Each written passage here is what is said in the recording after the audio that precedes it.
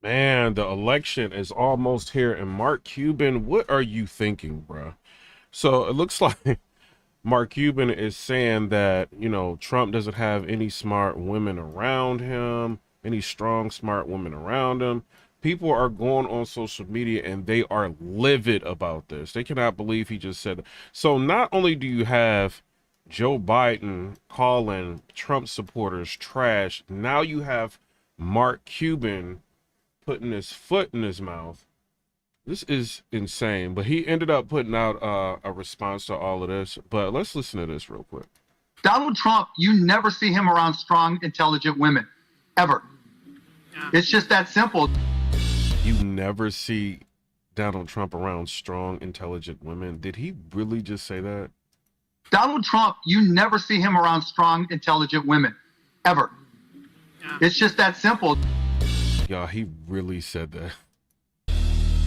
He really How's said everybody that. doing? My name is Anthony Brian Logan, and today we got to talk about the owner of the NBA basketball team, Dallas Mavericks, Mark Cuban, insulting the women who are around Trump as unintelligent and weak. He says the women who are around him they're never intelligent. They're never strong-minded. Now, there's a lot I want to say about this, but first things first, the Democrats, the left, they are the gift that keeps on giving. What did they say at first? Oh, if you attended a Donald Trump rally, you're a Nazi. If you are a Trump supporter in general. Yeah, so that's what they've been doing. They've been calling Trump Trump supporters like Nazis, which is insane, bro. And then we're deplorables is what they try to call us. Then Joe Biden comes out and says that Trump supporters are trash. Then you got social media companies trying to sanitize that and fix it and censor what you're saying. But it's literally what he said. He said, if you are a Trump supporter, you're trash, is what he's saying.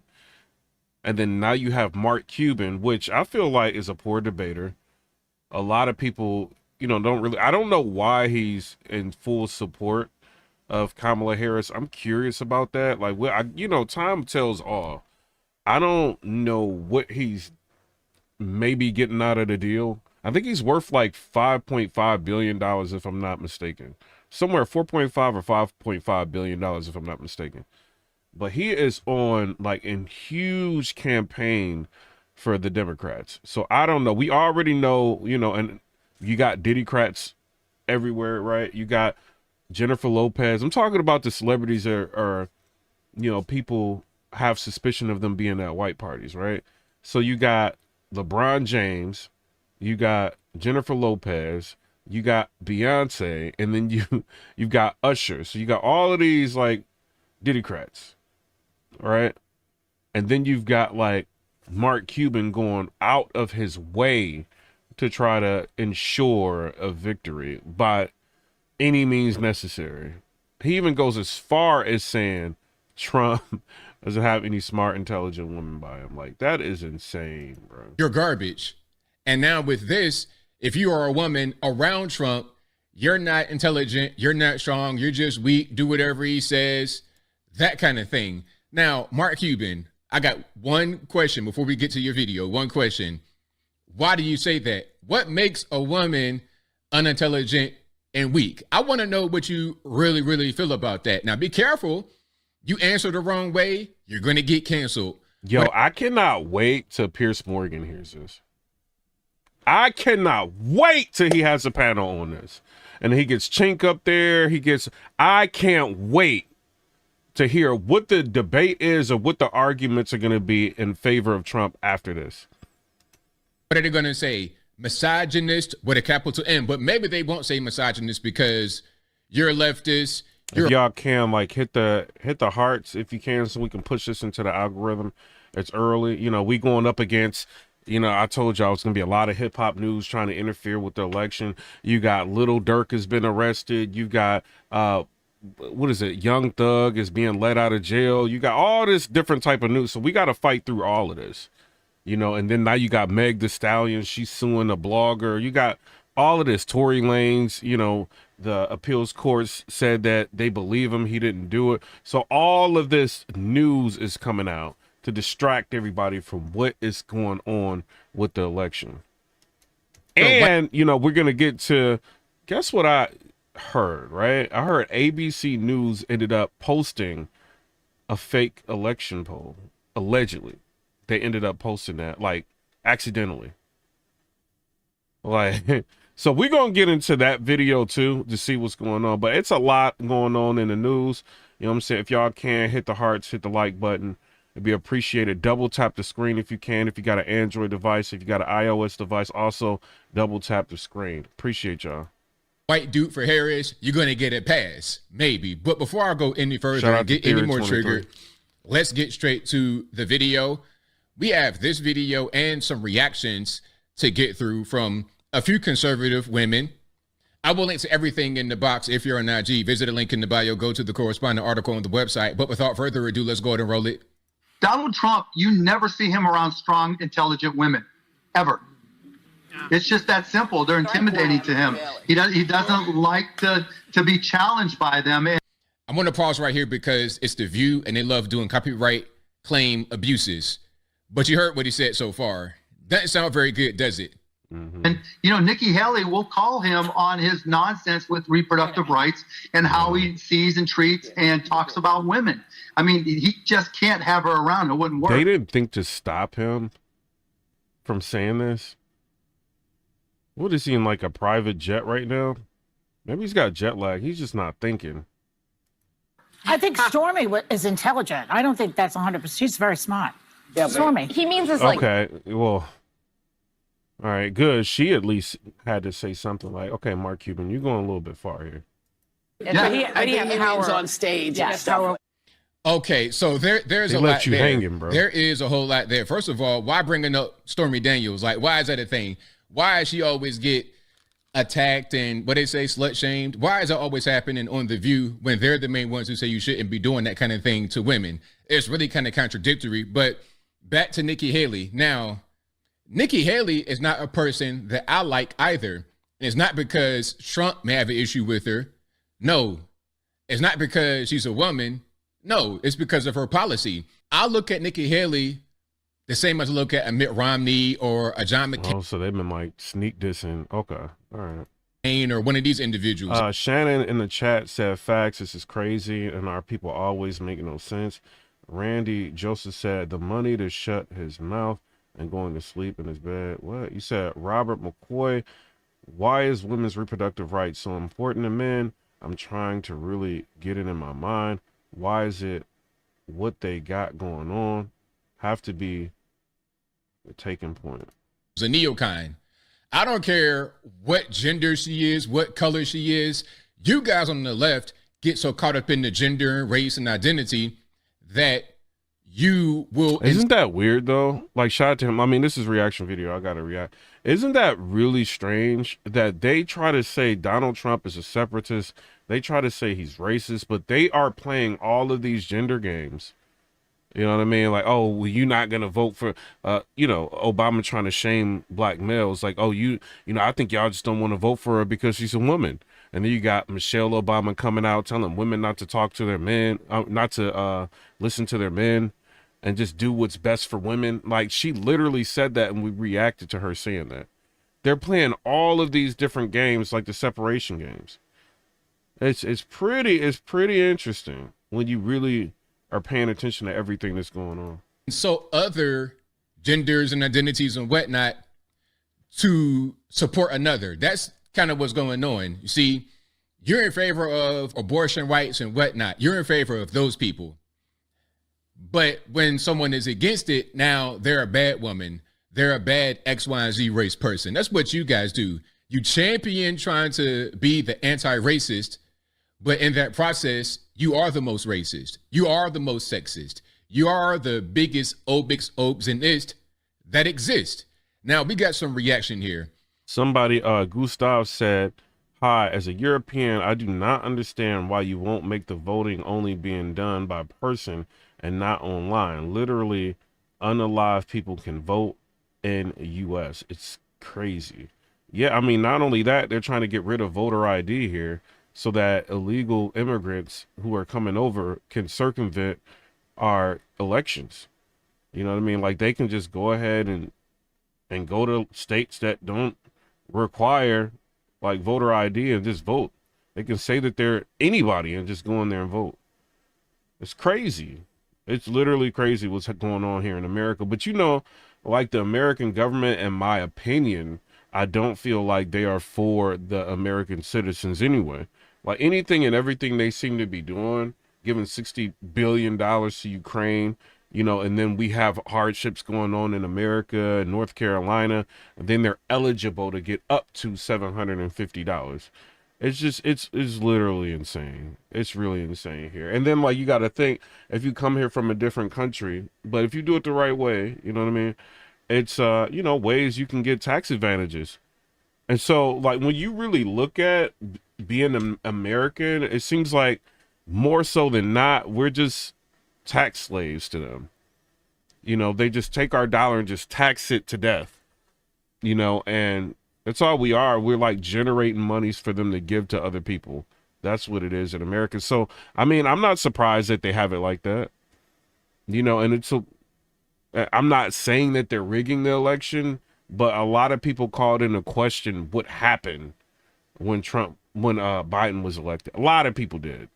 Even like in different countries, they were talking about it, like things didn't make sense. But, you know, the media and social media platforms in America are heavily sanitized and censored, you know, so we always say, oh, well, China, like they got censorship, they censor, but they literally do the same thing here in America, tenfold, you know, depending on the platform. So.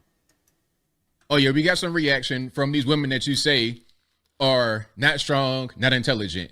Now, hey, Dennis Hazel said, good morning, Piper Boy. Wait a minute. Yesterday, someone had on a garbage suit. Go Trump. Let me show y'all this, bro. Like, because people was wilding for Halloween, bro. This is fun. This is hilarious. Y'all remember that? Hold on. Look, y'all remember... Y'all remember that girl that she's like a meme now? She's like, no, like somebody dressed up like this lady, bro. This is hilarious.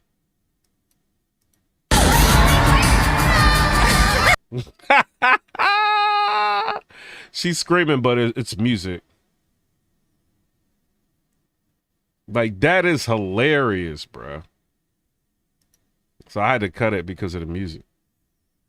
So that's pretty interesting. And Paulina Luna, she's around Trump somewhat, I would suppose. You know, being in the government, in the U.S. government. I've met her before. She is really sharp, really focused, dead serious. Like, she is not who you call a weak or unintelligent woman. Point and yeah, this is a lie. Said I just, you know, I can't say what you be saying, but yeah, it's a lie. Military veteran. She's the real deal. Let's see what she got to say. And then Robert McCoy said the fact that she was not elected by the people is crazy. And I mean, they're just putting her in front of your face. They're putting her up on the podium. They're doing all of this, you know, and it's like, come on, y'all. Like, what are y'all doing? Like, this lady is not the president of the United States. She's coming out like talking about, you know, such and such is no longer alive. Like, she is doing the most. And this lady's not even the president yet. Then she just had like a speech in front of the White House. It's like, come on, y'all. And then Joe Biden comes out and he's like, I mean, he's sabotaging her election, calling Trump supporters garbage. And you're this close to the election. And then now you got Mark Cuban wilding out like this.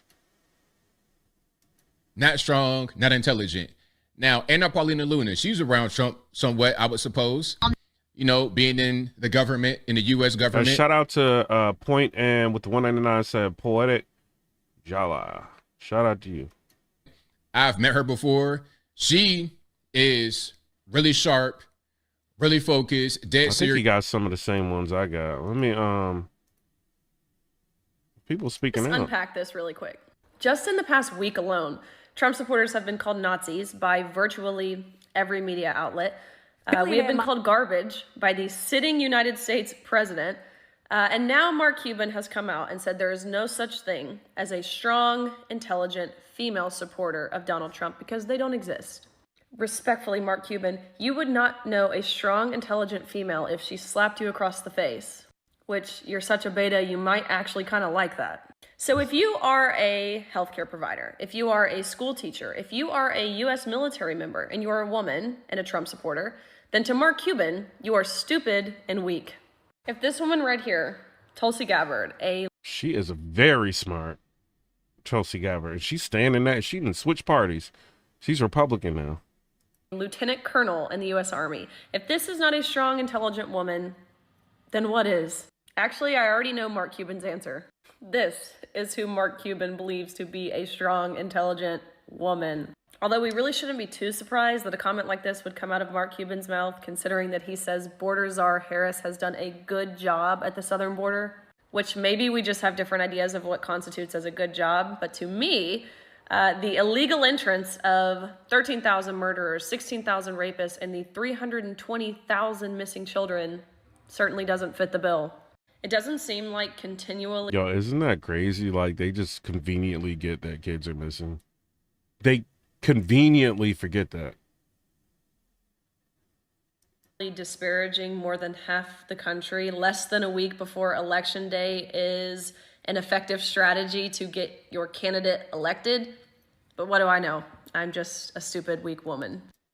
Yeah, crazy. Did you actually endorse President Trump? So this lady, she used to be, I think, an advisor to Bill Clinton. All right, so it says huge, renowned feminist and ex-Clinton advisor endorses Donald Trump for president.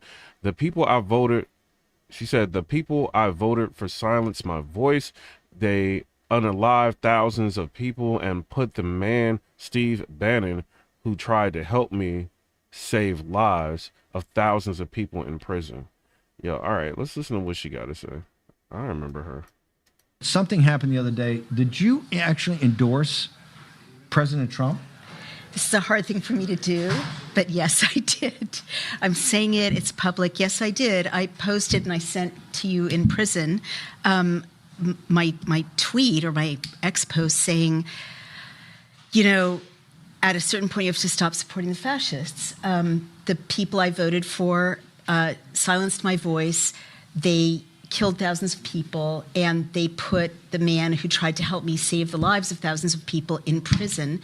And at a certain point, you just have to stand up for what's right. But hold, these are people you've worked with professionally. You've known them all your life since you were at Yale. How is that? Tell me how that works.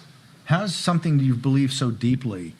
Was it the pandemic? Was it what happened in the vaccine? Is it what's happened over the last couple of years? What would actually take someone who was so renowned, really in kind of the feminist movement or the progressive movement, and now you're endorsing the arch? I can't believe this moment. The arch, the great Satan, the great Satan, the patriarch. I mean, Rachel Maddow's head's blowing up. My head is blowing up. What specifically drove you this? Because this was not a small thing. No, it's huge, but it's a number of things. Honestly, I mean, one of them is a good friend of mine brought me to listen to President Trump speak. And it was in Bedminster, and he was speaking to a bunch of Orthodox Jews, and he talked to a group of Orthodox Jews about peace in the Middle East and what he had to say about no more wars and about bringing an end to the conflict in that region, and the way that these people who have been prosecuted and persecuted and harassed for millennia reacted to his plans for peace. I'm Jewish, that was very, very moving to me. And I gotta stop it for a minute because it's a reaction video. Somebody said, what's that guy YouTube channel 76 black guy? Hold on, you talking about this guy right here, Anthony Brian Logan? Is that what you talking about? In person, he's very different from the caricature. All of my information about him was filtered through legacy media. He's a fascist, he's a misogynist, he's a racist. I saw someone who was eloquent, articulate, thoughtful, very funny.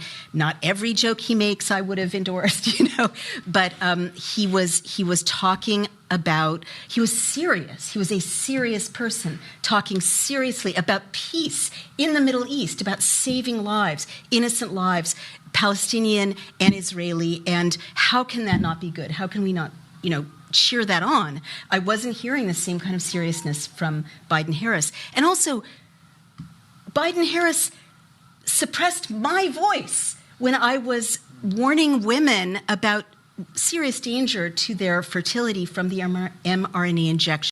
Yo, I can't even like, but she's saying like her voice was silenced. Interesting. Hey, it's Kellyanne Conway with a special message for Mark Cuban and all the other misogynists that support Kamala Harris and love to spew hateful, divisive, sexist rhetoric. Recognize this place? This is the Ellipse, where presently a strong, intelligent woman is speaking without a teleprompter. Recognize that place? That's the White House. Your hand-picked candidate, Hillary Clinton, lived there as wife of a president, but not as the president. Donald J. Trump beat her, in part because he is unafraid to surround himself with strong, intelligent, capable men and women.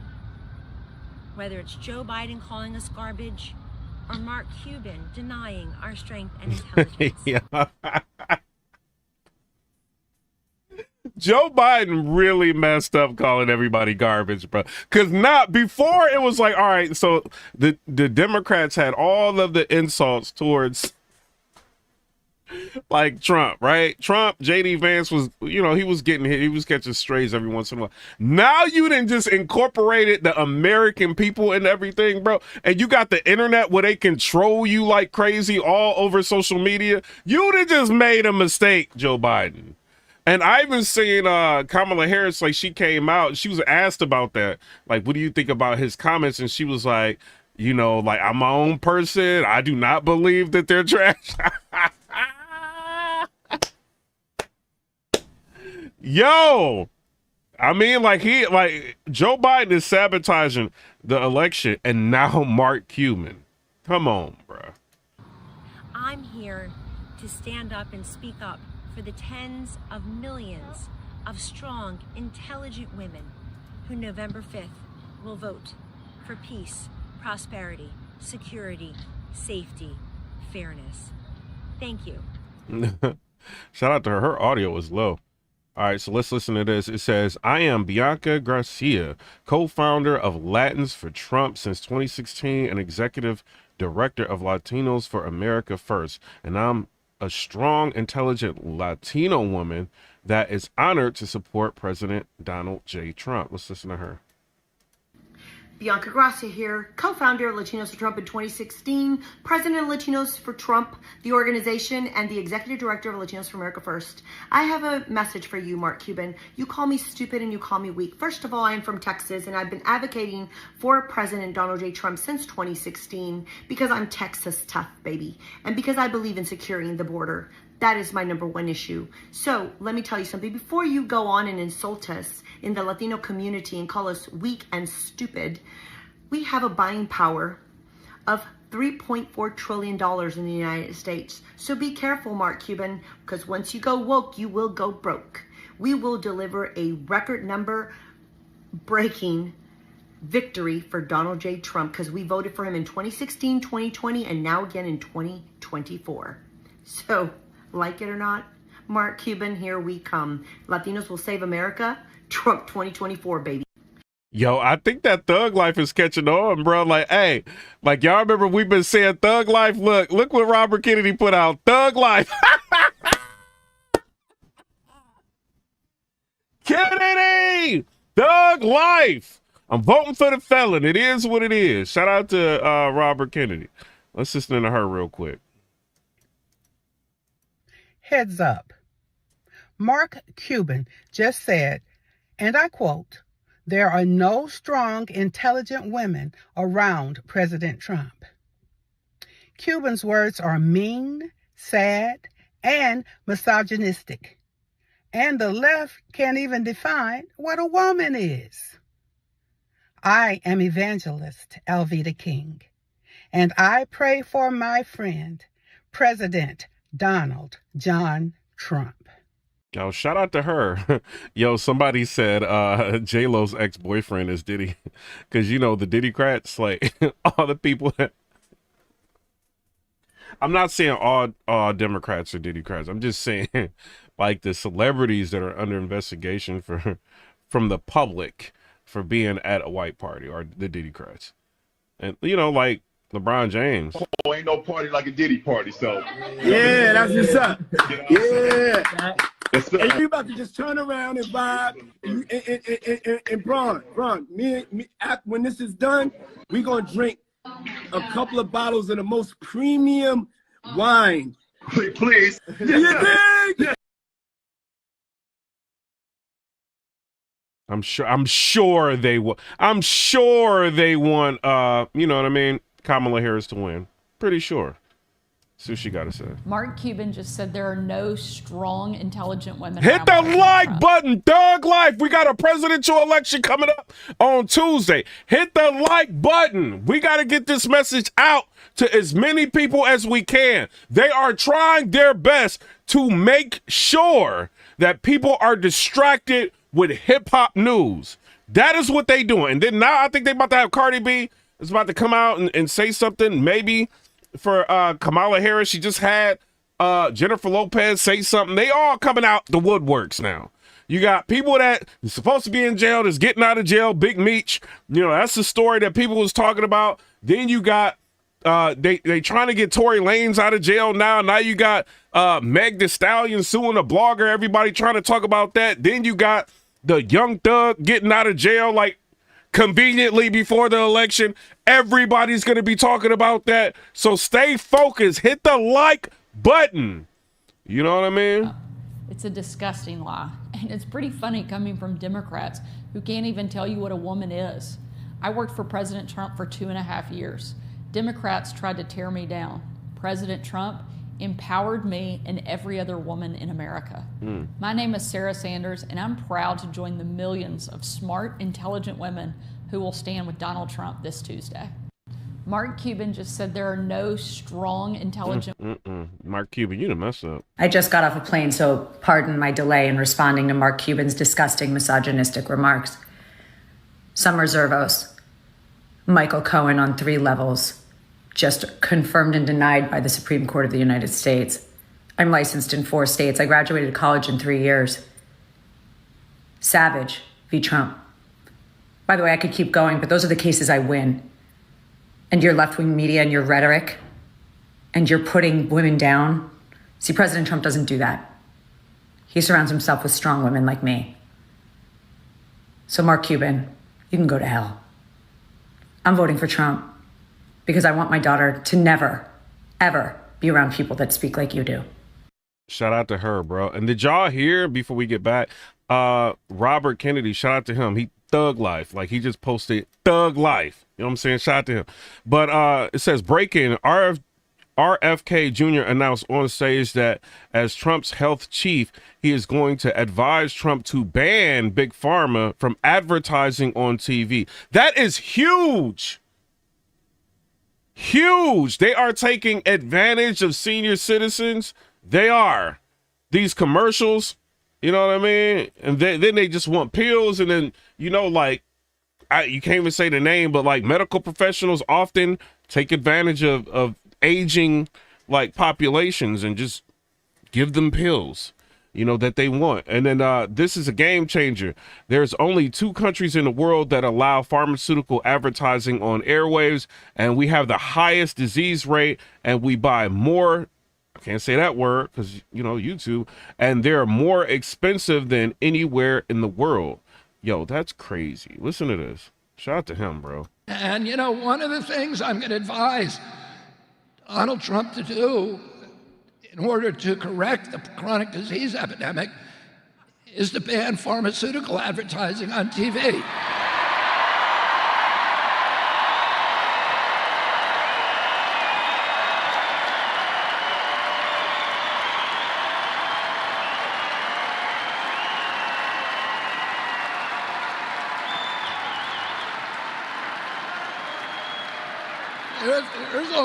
There's only 2 countries in the world that allow pharmaceutical advertising on the airwaves. One of them is New Zealand and the other is us. And we have the highest disease rate, and we buy more drugs, and they're more expensive than anywhere in the world. Italy Somebody is trying to say something negative about RFK. Maybe you're upset that he is now a Trump supporter. Maybe that's what it is. If he's trying to overhaul the FDA, I kind of am with that. If we have like that one of the highest disease rates out of any country, and they're failing to regulate food that's coming in here, I would rather him like have something to do with that. Like, I've traveled outside of America and I've tasted different foods in different countries. Way different. You lose weight out there, you start eating. You come here, you barely eat, you blow up. All the preservatives, and then you got sodium and excess sugar, all of that in our food. It's ridiculous. High diabetes rates. You know, diabetes can cause heart disease. You know, all these chronic kidney injuries that's going on in America, over high blood pressure, diabetes, all of this stuff going on. Spends about 1/6 that we spend on healthcare, and Italians live 7 years longer. So whatever they're doing does not work. Exactly. And we need to get this channel to 100,000 subscribers so we can get more visibility. And Natalia said our food is not the same. It doesn't taste anything like it did when we were kids. And I was live and I talked about that in like my live. I was just like, yo, you remember like when you were a kid and food just tastes amazing? It still tastes like that. Nothing changed really with your taste buds. You just eating food that's super processed. It's got all this stuff in it. When you go overseas, like the food is gonna taste like it did when you were a kid. It will, you know what I mean, or better.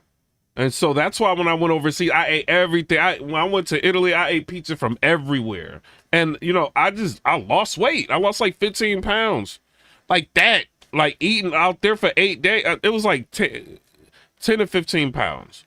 You know what I'm saying? Like I lost within 8 days, and I was eating like crazy. So it's weird, man. You come back here and you blow up when you barely eat.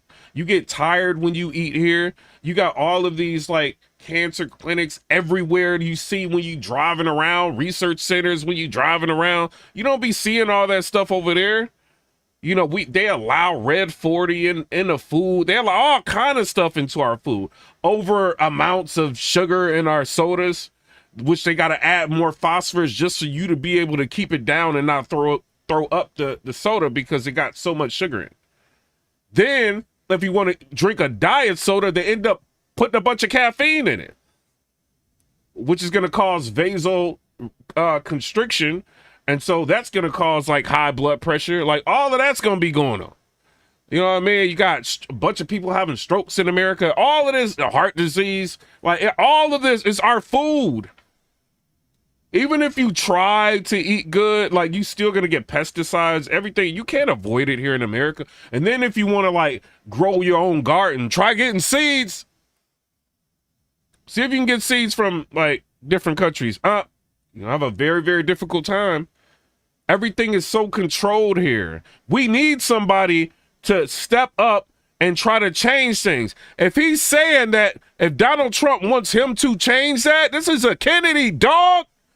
If he wants him to change that, I'm with it. If Elon Musk is saying there's a lot of spending going on throughout the government and they're not stopping it, I think he will be he's one of the smartest men in the world. You know what I'm saying? I don't like certain things about him, like the Tesla car, all of that. I think he lied about full self. I got 2 Teslas. He lied about full self-driving. It is not full self-driving. It is, you know what I'm saying? Like supervised autopilot is really what it is. You know what I'm saying? It's not what he advertised. So I think he kind of robbed people with that. You know what I'm saying? So like there's things I don't like about him. But if he can figure out where all of our money is going, I ain't really mad at that. If Trump can go ahead and try to figure out a way to stop the wars going on overseas, I'm not mad at that. Because when there's wars going on with Ukraine and this situation is happening in Israel, all this stuff going on, that's going to affect prices. Like people are advantageous, man. Like they're going to try to Like, they don't care if they feel like they can raise prices on you. I'll guarantee you they will. And that's why when we went through Kamala Harris's policies on her website, she was talking about price gouging. And companies are still keeping their prices inflated and not bringing them down like when inflation came down. Inflation's still not as low as it was when Trump was in. But inflation came down from crazy like 7%. You know what I mean? It came down, but the prices are still high. You know, so now we got a war. Now they could justify, well, there's a war going on and that's affecting us. And then, you know, they could figure out any reason to raise price. We need to stop those wars is what we need to do.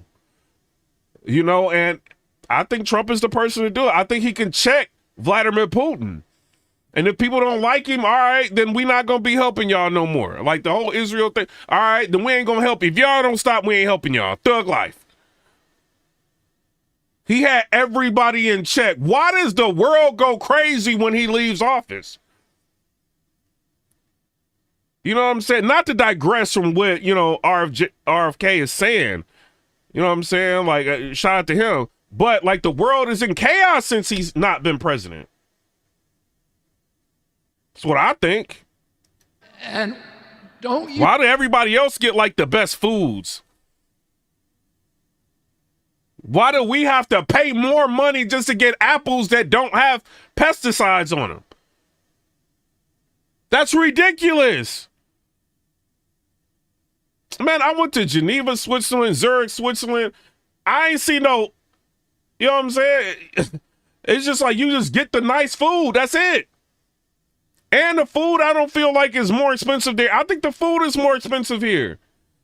So I don't want to hear the argument from these food manufacturers, oh, we got to add sodium, salt to all of the food and like over excessive amounts to all of the food. And we have to add sugar and excessive amounts to all the drinks and all the food. Like, they don't have to do that.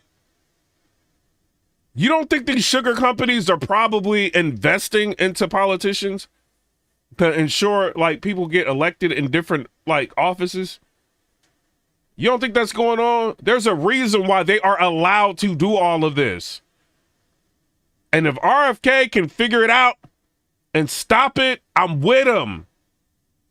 If y'all can't fix the healthcare like industry in America, it will never be fixed because the government makes too much money in taxes off of it. You see what I'm saying? So if they can't fix it, at least fix the food. Are we all just going to eventually get diabetes or something? It's crazy. You want a president who is going to fix this country?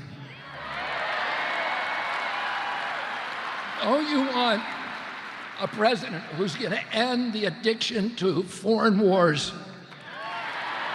And he's right. It's an addiction of foreign wars. Donald Trump is one of the only, a shout out to Catherine said you subscribed. I appreciate you. Donald Trump is one of the only sitting presidents that has had no wars since she's been in office.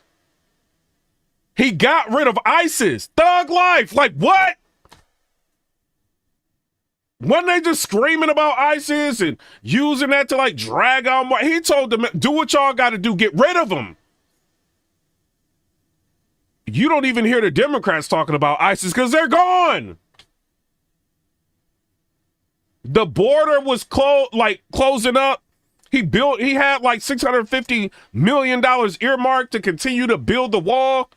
Why did Laura Trump go on the Breakfast Club talking to Charlamagne the God, which I feel like is a very smart woman standing alongside Trump, Mark Cuban? And she said on the Breakfast Club, they're actually tearing down the wall.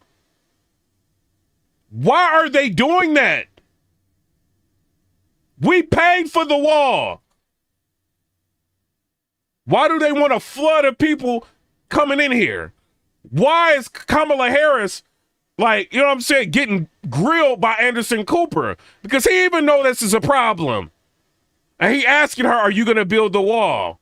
And she's like, we're going to seek comprehensive legislation. Like, get out of here. They wanted to undo all of Trump's policy so that they can reintroduce legislation to try to control the border and offer their friends lines in the legislation. This is what they're trying to do. Thug life. And we see through it. And when she says like Trump is running on a problem instead of solutions, these people have been in office for 4 years. Wake up. They're literally in power right now.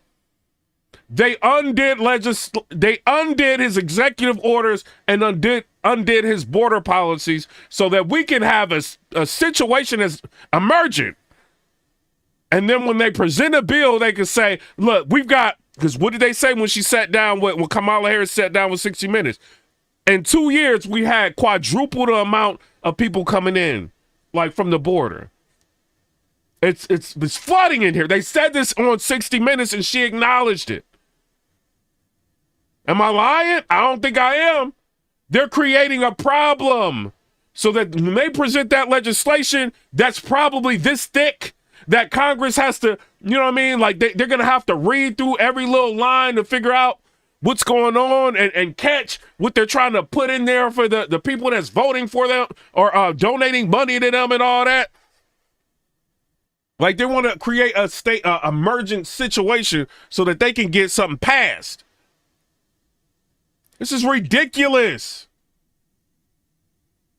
So yeah, I think he needs to be president. I think he can fix all of this. Thug life. That's what I think.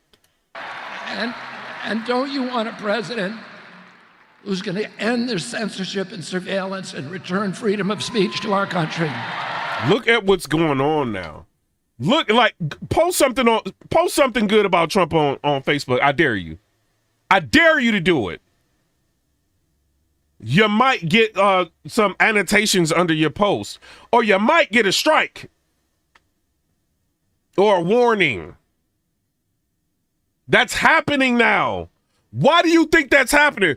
The Democratic Party introduced legislation to get rid of TikTok, to force the sale of TikTok. You don't think TikTok's scared right now? And they're running out of time. They got to sell it. There's legislation involved with that. We literally on my channel sat down and watched not only Kamala Harris, we watched Hillary Clinton, and then we watched John Kerry both talk about social media being a problem because they are no longer connected with the people. They can't control the message.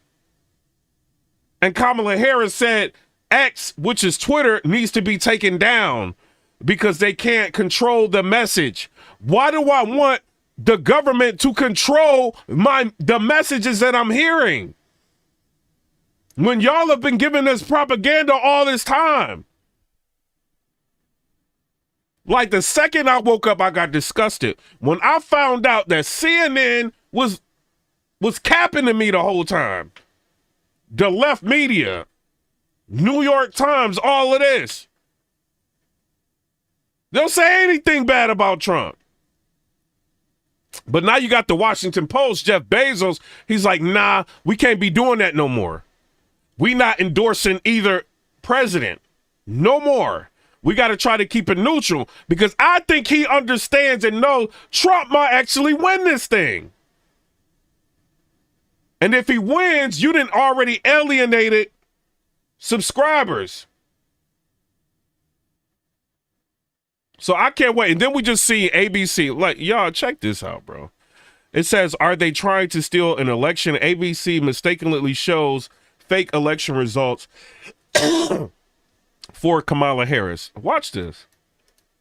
What's going on is Anton from AntonDaniels.com. I appreciate you guys for continuing to rock with me. As you can see right here, there's been a little bit of a kerfuffle that's coming up in which ABC was basically... Yo, this dude said all media is right wing. Jesus. Mistakenly, during a live broadcast, was showcasing, as you can see right here, Kamala Harris, to actually be taking victory over Donald Trump by 5 percentage points, saying that he's basically lost Pennsylvania, 52 to 47%. The shocking results popped up at the bottom of the screen during the October 27 broadcast of the Formula One Mexico Grand Prix by ABC local affiliate. So they already have the rigged results. Y'all better share this video. Y'all better like the video. Y'all better share the video because nobody's going to talk about this.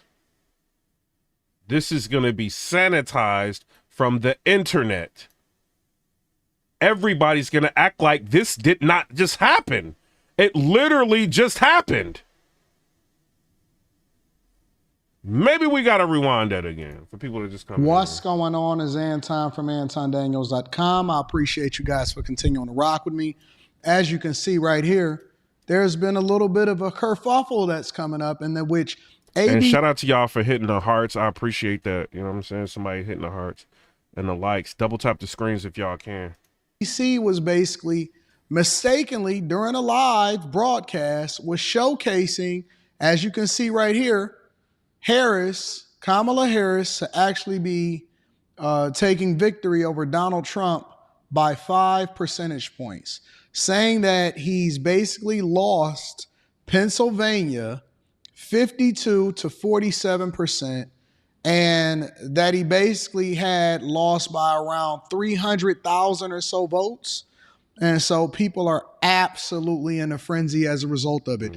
Ironically enough, it's funny because in the 2020 race between Donald Trump and Biden, I believe that he only lost by a little bit over 1 percentage point. So number one, if you think that Kamala Harris is actually going to win Pennsylvania after all of the flip-flopping, and I know that Pennsylvania is a swing state, but after all of the flip-flopping, if you think that that state is not going to absolutely be red, then you are severely mistaken. 100%. But that's not even what we're going to get to in a moment. We're going to get to that in a minute. The main thing. And then Cool P Chillin said to set it up for when Trump lose. ALE said, bro, that's in our faces. Yeah, like, I mean, it's crazy, bro. Look down there. They already got the result. They just ready to, like, when they, I'm not saying like it's all rigged. I'm not saying that. I'm just saying, look what ABC just did. Look what they did. You think CNN is going to talk about this? MSNBC, you think they're going to talk about this? You think The View is going to talk about this? You think The Breakfast Club is going to talk about this? Charlamagne the God? Nah. Nah, they wouldn't. They wouldn't. Thing is, I cannot believe, and I truly... Totally Fitzy family said they rigging it again. You said it, not me. And then, Amon Ratter said the fix might already be in. Yo, Kamala Harris said something that really like triggered me. And when I was reacting to a video, like I was like, look at the way she just said this. Like, and I think it was like in a couple lives ago. And she was like, I'm not worried about the polls. She said that. Why did she say that? I'm not saying, like, why did she say that? The way she said it. If y'all was in here, why did she say it like that? I'm not worried about the polls. Bruh, they got this leggy at the podium acting like she's the president now. They're bringing every Diddy accomplice that they alleged accomplice out that they possibly can. Paying celebrities, allegedly. Charleston White saying that they paying celebrities. I don't know about his opinion, you know. Dr. Umar Johnson saying that a lot of TikTok creators are saying that they're getting offered money from the DNC. Like, they're saying it all over TikTok. It's a lot of people saying, like, they're showing their letters, too, that they're being offered money. We had Kai Cenat, one of the biggest streamers in the world right now, said that they approached him to do an interview with Kamala Harris. And then they denied it, and then he responded to them denying it, saying, I'm not lying. Now, this is Kai Cenat. He could lose everything. He's a black male. They could find something on him to make Twitch drop him. You don't think they can do that? Look what the government just did to Diddy. We don't got no real evidence other than he got 1,000 bottles of baby oil. And him and Cassie got into it at the hotel. Other than that, where's the evidence? And look what they just did. Look what they just did to Young Thug. No real evidence on Young Thug, and they held him for 2.5 years.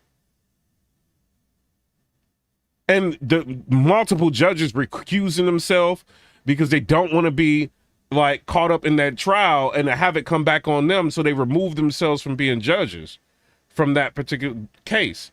Like, this is just what the government will do. Look at Fonnie Willis. She didn't had a relationship with Nathan. She was coming after Trump, and she had a whole relationship with Nathan Wade, and she's using taxpayer money, you know what I mean, through the prosecution's office and paying Nathan Wade and extra amounts of money, and Nathan Wade is taking her on trips. She has yet to be like disbarred from doing that. And then her prosecution's office that are on the Young Thug case don't know what they doing. And they've been doing this for 2.5 years, tying him up for 2.5 years. Nothing's being done. So to go back to Kai Cenat, he got a lot to lose. They got to make something up on this kid and tie him up in court, make him lose everything, paying lawyer fees and all. So we don't know what they can do. And then Tom Saunders with the $4.99 donation said, Trump 2024, God help us. You know what I'm saying? I'm voting for Trump, man. Shout out to Trump. In my core, in my heart, believe. But I will say this, if you blew, you blew. You know what I'm saying? I'm not going to, if you blew, you blew. I'm red. You know, it's funny, like, when I talk to Democrats, though, like, in real life, and I be asking them, like, yo, why are you, like, vote? And I don't even be coming off, like, confrontational, but maybe it's, like, confrontation. I'm like, hey, I just want to ask you, like, what's the reasoning why you have that, like, Biden-Harris, like, on your lawn? Like, I'm just curious. Are you from Tennessee? No. Where you from? California. Oh, okay. Are any policies that you like of theirs that you think would be better than Trump's? I just don't like him. He's racist. Like, well, how is he racist? Like, his wife is not even white. He just let he did the First Step Act let a lot of black people out of jail. He's been, like, letting black people out of jail like crazy. Like, even a death row inmate he let out that they found out was innocent later on. Like, he let them out of jail. Kodak Black let him out of jail. You know what I'm saying? He was supporting Jesse Jackson when he ran for, like, so what is he doing that's racist? I'm trying to figure out. And they have nothing to say. And then I ask him, like, when they're in the state of Tennessee, where I'm at, I ask him, I'm like, so when you vote, like, do you vote all Democrat? And they say yes. And I ask him, I'm like, voting for the same people and expecting different results is not going to change things, because you probably left California because it's really expensive, right? Like, they're trying to charge you a lot of money for gas. You guys are having grid problems. Like, they're even thinking about rationing water. They're literally thinking about that right now. They were talking about it on the Joe Rogan podcast and was looking it up. Like, so you left because, rent is, like, really crazy out there. So why would you move to a place that has cheaper property taxes, more jobs here, because they're coming here to get away from, like, like all the Democratic mess, the red tape, all of that. They come here. Why would you vote the same way? Because you're turning our place into California. And they say, oh, well, it's just this is just how I was raised. So why don't you go back to California? A lot of the most expensive states to live in, New York, you know what I'm saying? Like, a lot of these, like, they're ran by Democrats, and people just do not understand that. Why they're running to the South like crazy. They run into Texas, they run into Florida, they run into Tennessee. Like, if you look at the places in America where people are going to the most, it's a lot of southern states, because a lot of these other states are too expensive. Toll roads everywhere, all this craziness going on. Roads are still tore up. Politicians don't care. Look at Chicago. The mayor just took $83,000 from taxpayers to remodel a room for his wife while they're having a budget issue, a budget crisis, and they need police. That's what that Democrat decided to do.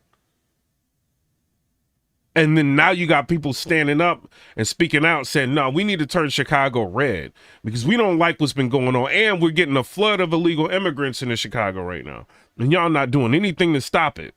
And they're in our neighborhoods. And they just look at them, go on about their day. It's ridiculous. It's ridiculous. But then now you got this. You got ABC is showing you fake election results underneath the Grand Prix in your face. It's ridiculous, bro. And then Tom Saunders with the $4.99 donation said, I'm a cell employee, one tile man in Tracery City, very blue. I can't wrap my head young it. I'd go back to 2016 any day. That they are trying to steal this election. He is going to 100% mop the floor. I think you're trying to say, right, you can't wrap your hand around it. Go back to 2016 any day, yeah. Or whatever. I've said it from the beginning. It's a lot of people that's on the wrong side of history right now. I just seen LeBron James throw his hat. Then, we went as far, on this channel. Shout out to y'all for hitting the like button. Because some videos they go over 100,000. If you look at my channel, videos 400-some thousand views, 300-some thousand views. And a lot of these are low-key recent. So, with politics, we end up when people say things, we end up looking it up a lot of times. And we ended up looking up the, interest rates. And we seen they spiked upwards of 7%. And they took years to come down to where they are now. And they're still not under when Trump was president. But they want to say, oh, well, Trump was spending the most amount of money in 2020 and all of this. A pandemic. Yeah, he's going to spend a lot of money. But if you look at overall, they've been consistently spending more money every year. Yeah, 1 year he spent a little bit of money. And they patted, oh, he spent some money. But every year they're spending wild money. And they just gave $60 billion to Ukraine. And then now we have a situation where Iran has $100 billion extra dollars to use for whatever purposes they choose to. And then they want to say Trump, the country's not safe with Trump. Tell me how the country is safe with Biden. Because there's wars going on up in here. And people who are American citizens can potentially be going over there. And then Kamala Harris want to say, oh, there's no Americans that went overseas. And then we literally watched a video from people overseas talking about them. What are we, Kamala? Because we're over here right now. And she just blatantly, maybe she, thug life, maybe she forgot. Doubt it. They think they smarter than you. They think we just pick up these phones just to look at TikTok videos and social media. They don't think we actually look up what they talk about. When we looked up both plans, Kamala Harris's plan, we looked up Donald Trump's plan, and we weighed them out. Which plan was better? Donald Trump's plan. She immediately goes ahead and she does ads talking about Donald Trump. I'm sorry, she does a Shannon Sharp interview and says Donald Trump is trying to not pay people for working overtime. And we literally just looked at his plan, talking about no taxes for overtime. They think we're I don't know what they're thinking, but they need to correct their thinking. If you're thinking about running the country, and then we got Michelle Obama saying that, oh, I know you guys are frustrated with the slow pace of change. If y'all are supposed to be the party to change things, where is the change? Why are people upset about the slow pace of change? There's a reason, because it's a slow pace of change. She even said, I know people are enraged right now and they don't want to vote for either party, but you guys not voting is going to cost women their security. And it's wait a minute. Did y'all just hear her? First of all, she said it's a slow pace of change. Then she said people are enraged with the slow pace of change to the point to where they don't even want to vote for the Democrats anymore. That's a problem. Then she goes on to try to turn women against men, saying, oh, don't listen to your man. Just do it for us. This is what she said. We reacted to the video. This is Michelle Obama. And her husband is trying to black shame Americans. We seen it. Everybody them reacted to it. We don't owe y'all our vote. Because when Kamala Harris was asked a direct question on the Charlamagne the Guy iHeart interview, and the guy said, I'm a business owner, but I want to ask you a question. Why should African Americans continue to vote for you guys and we never gotten anything from it? Can you tell me what you guys are planning to do? She turns around and tells him she's going to help the banks right after he asked her a question. Charlamagne the God didn't redirect her. Like, no, can you answer this? He guided her away from the question.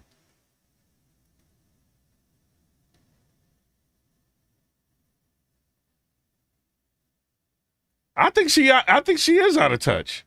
She don't know what's going on. Oh, you want to tell him you're going to help him get a loan from a bank? You're helping the bank. The people that's behind the scenes pulling the strings, that's who you helping. I ain't say just do everything for black people, but I mean, y'all can make laws for Indians and make laws for all these different races, but us. Y'all can't do nothing for us. Y'all never have been able. Let's keep it real. And then I feel like if you're talking about a party that is separatism or somebody can quote unquote call racist, you got to look at the Democratic Party for what they've been doing. How many, did y'all see Adele on stage at all at the podium talking?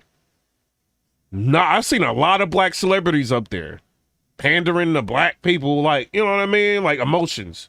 Usher, Beyonce, Kelly Rowland, Lizzo. Where the white people at? I know there's white Democrats. I'll be feeling some type of way if all this marketing and promotion and ads is spent on black people. I'll be like, yo, like Obama ain't get in here by himself. White people was helping him too. Like, what's up with this? Ask her questions about that. But then now she's got Jennifer Lopez. Why? She put Jennifer Lopez on the podium. I wonder why. Because it's advantageous to her right now, because a comedian said something. And CNN is going in on the comedian about saying that, Puerto Rico is trash or whatever. They acting like Trump said it. He's a roaster. Trump didn't say it. And then here comes Jennifer Lopez, another Diddycrat, talking about, I vote for Kamala. Nobody even likes J-Lo. They trash her documentary. They talk crazy about her on TikTok. Nobody likes her on social media. Meg Thee Stallion twerking on stage at a campaign rally. Quavo. There is a lot. Then they want to. Yo, they is wild. I want to see the same amount of white people performers up on there. Y'all got until Tuesday. Make it make sense. Y'all want to use the black people for the vote, but y'all don't want to do nothing for them. Y'all want to have all the Diddycrats up there. Now LeBron James want to come out and say something. Why? Because he's on multiple different videos saying that he's been to the white party. Ain't no party like a Diddy party. He didn't say white party specifically, but he said, ain't no party like a Diddy party. He said it. He's on FaceTime with Diddy and Diddy's son. Son tried to run down on Ray J recently because Ray J made a comment about, what been happening. But LeBron James is now coming out because the public opinion, he was at a Diddy party. Candace Owens is on LeBron James like crazy. She keep mentioning him. She's like, I want to hear what LeBron James got to say about all this. You know what I mean? He been to Diddy parties.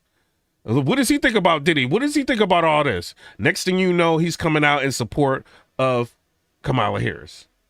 Interesting how that works. But I don't think it's going to work. The reason why I don't think it's going to work, because she's using all of these celebrities that have no, I don't feel like real standing with people, other than you just excited that it's a celebrity. Celebrities don't go to the same store y'all go to. Celebrity don't go, like, get on the same flights we get on. They be on flying private. They don't want to be around us. What's security? Ill, he want an autograph, get away. That's how they are. What can they tell me about Beyonce getting up there and saying, I think Kamala Harris would be good for all kids and families? How? You got like maids and butlers. You snap your fingers, people doing stuff for you. You ain't out here living the real life. Why are we going to listen to you? Because you spoke for 3 minutes, probably got $10 million. Who knows? And we going to listen to you? Please. Please. Into the ring. This is ridiculous. ABC mistakenly show fake election results for Kamala Harris. Ridiculous. This should be plastered everywhere. Hit the like button. And you know they panicking. They freaking out right now. You know why they freaking out? This channel's getting close to hitting 100,000 subscribers. Another black male with a YouTube channel close to 100,000 subscribers. They don't know how to act. And they're going to start seeing like it's people that look like me that think red. That conversation tomorrow about how he is endorsing Kamala Harris for president of the United States of America. And then you got all these like Puerto Ricans coming out. It was a joke. I thought it was a funny joke. It was a joke. If you really look, like there is a lot of trash in Puerto Rico. Like jokes normally mix in humor. You know, I mean, reality and the humor.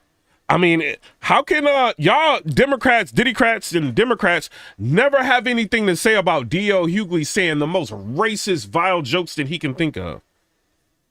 When I look at D.L. Hughley, I think he is one of the biggest separatists, period. And when he gets up there, he ain't got nothing but negativity to say about white people. Thug life. It's what it is. But y'all ain't got nothing wrong like about him. Y'all don't be saying nothing. Like, come on, y'all. He's a Democrat, so y'all don't care.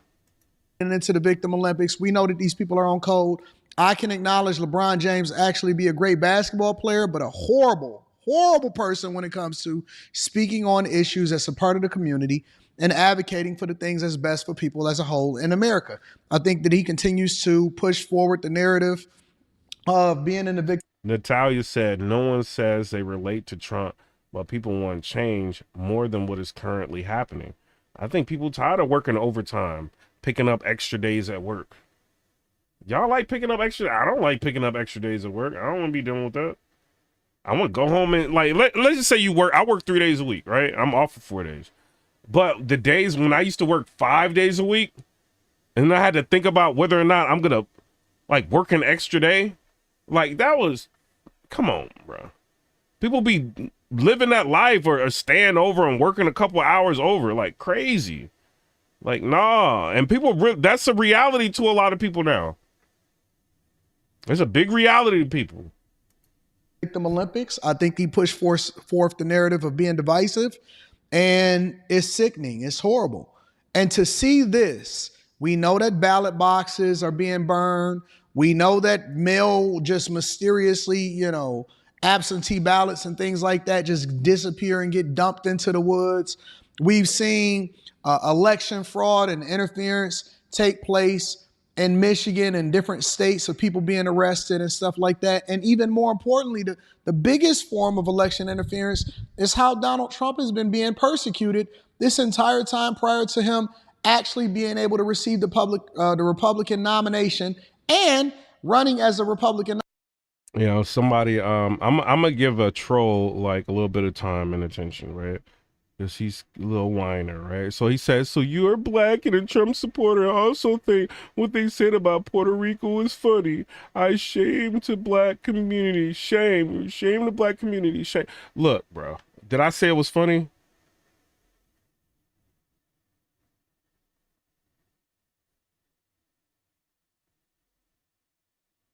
I didn't say it was funny.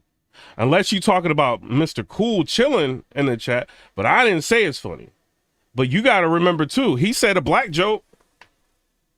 I think he said like for Halloween we carving watermelons or something. He said a black joke. I didn't think that was funny either. He's not my style of comedian. I didn't think he was funny.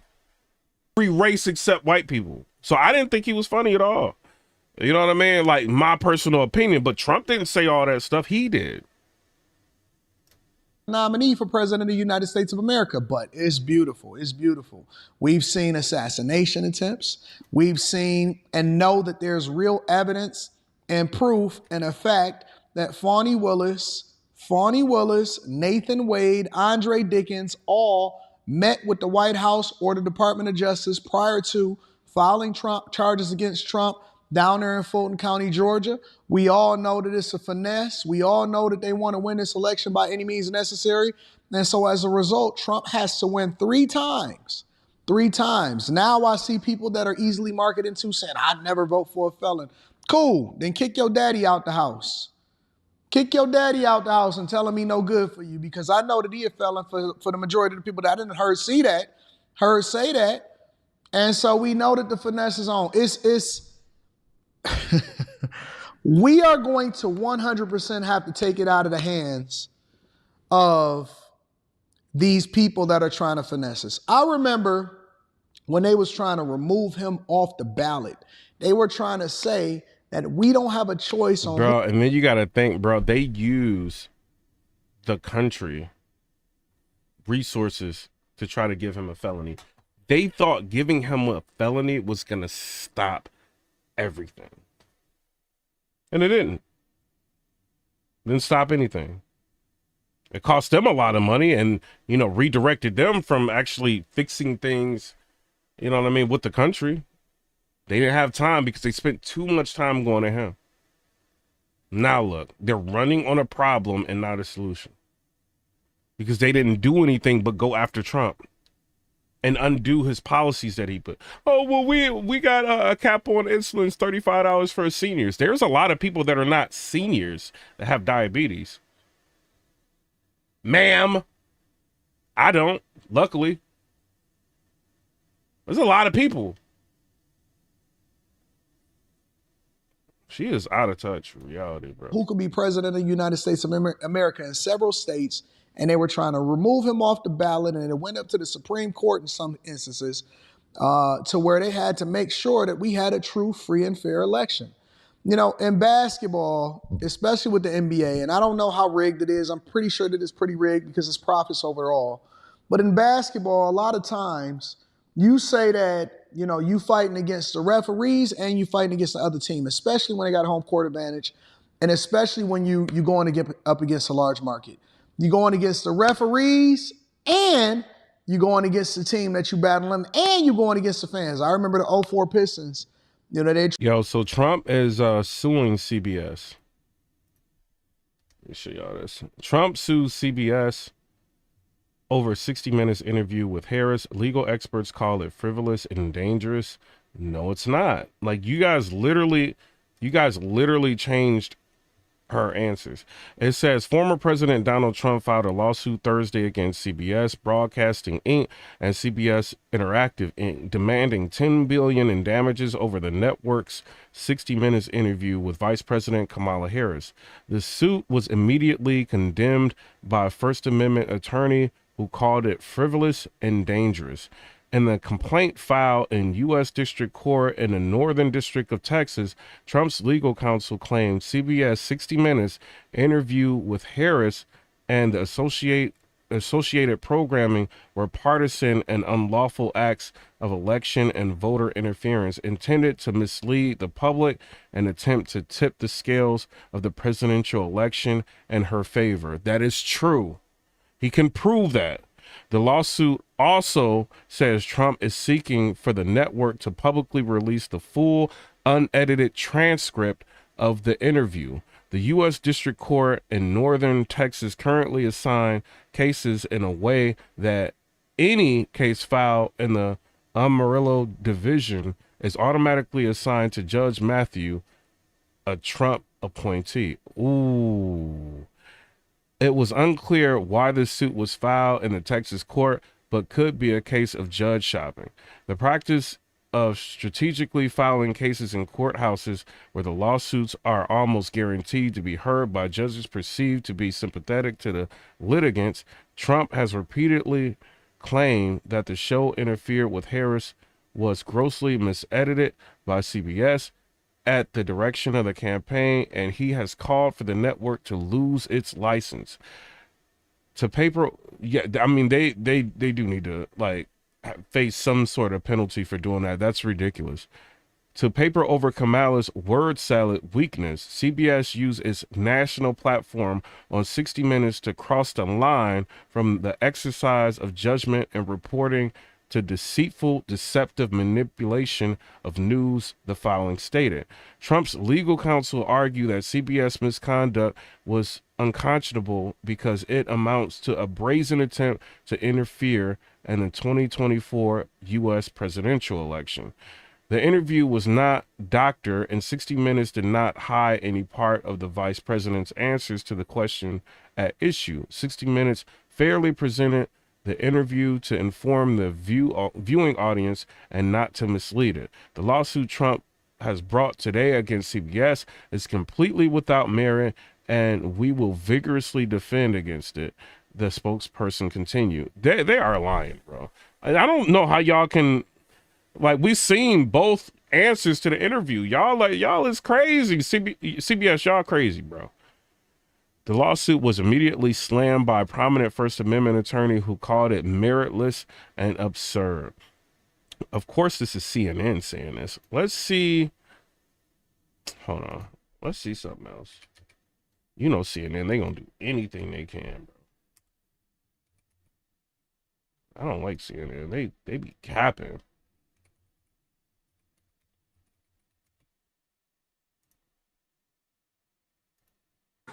All right, that was Vice President Kamala Harris as she was speaking in Phoenix, Arizona. And we actually do have some breaking news related to this.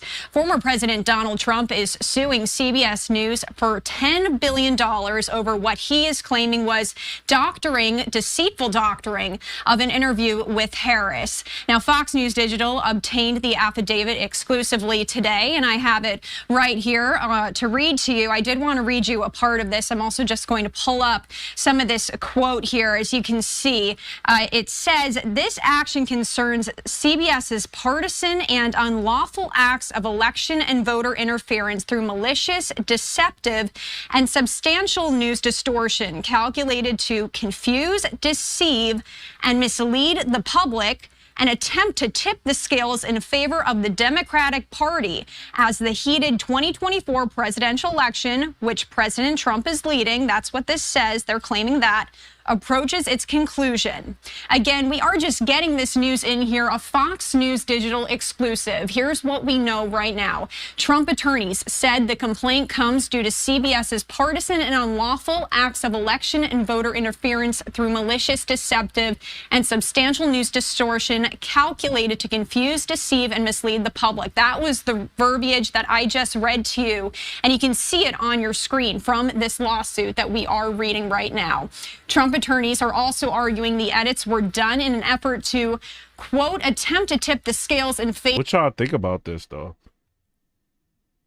This is crazy. This is insane.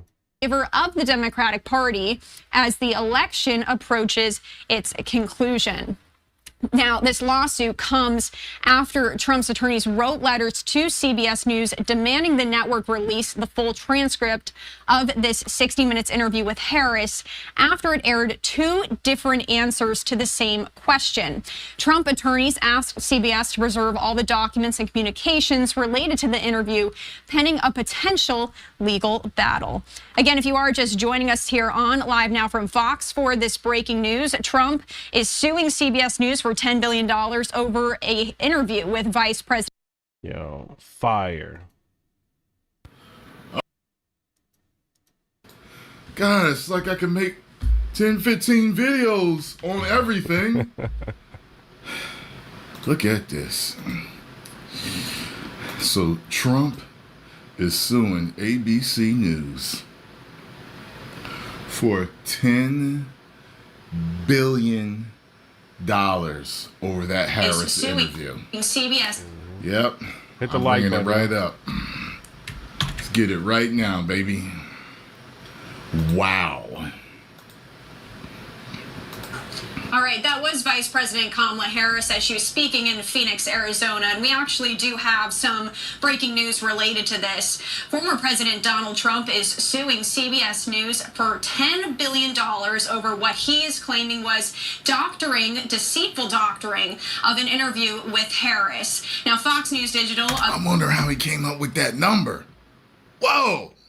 Obtained the affidavit exclusively today, and I have it right here to read to you. I did want to read you a part of this. I'm also just going to pull up some of this quote here. Well, I'll tell you this, the press should be unbiased. Yeah, they should be.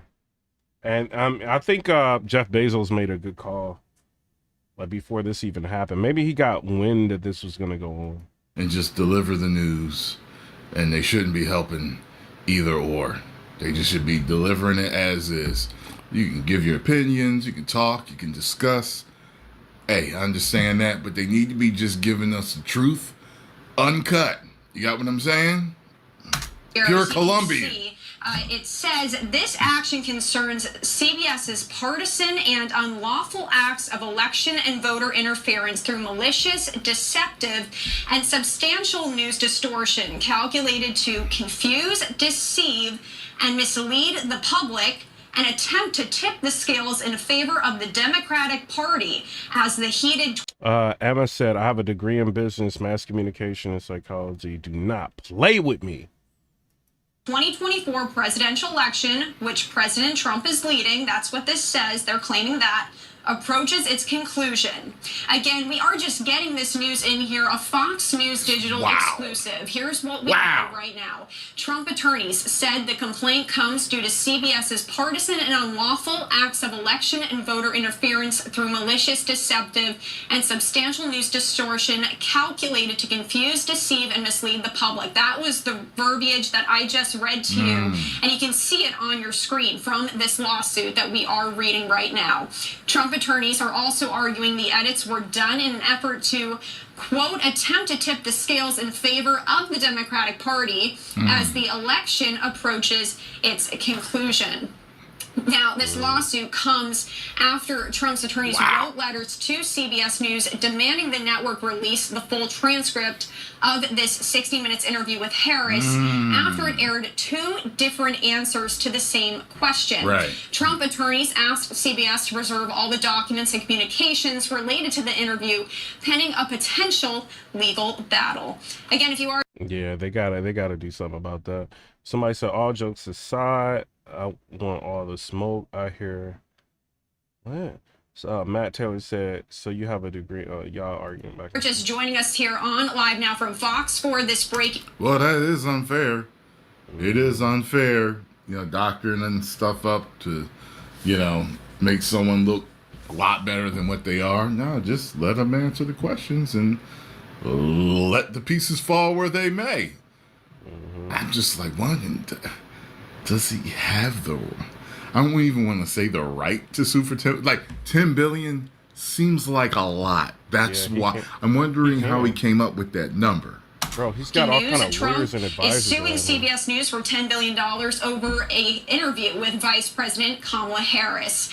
This lawsuit, again, filed today, specifically referencing this exchange Harris had with 60 Minutes correspondent Bill Whitaker.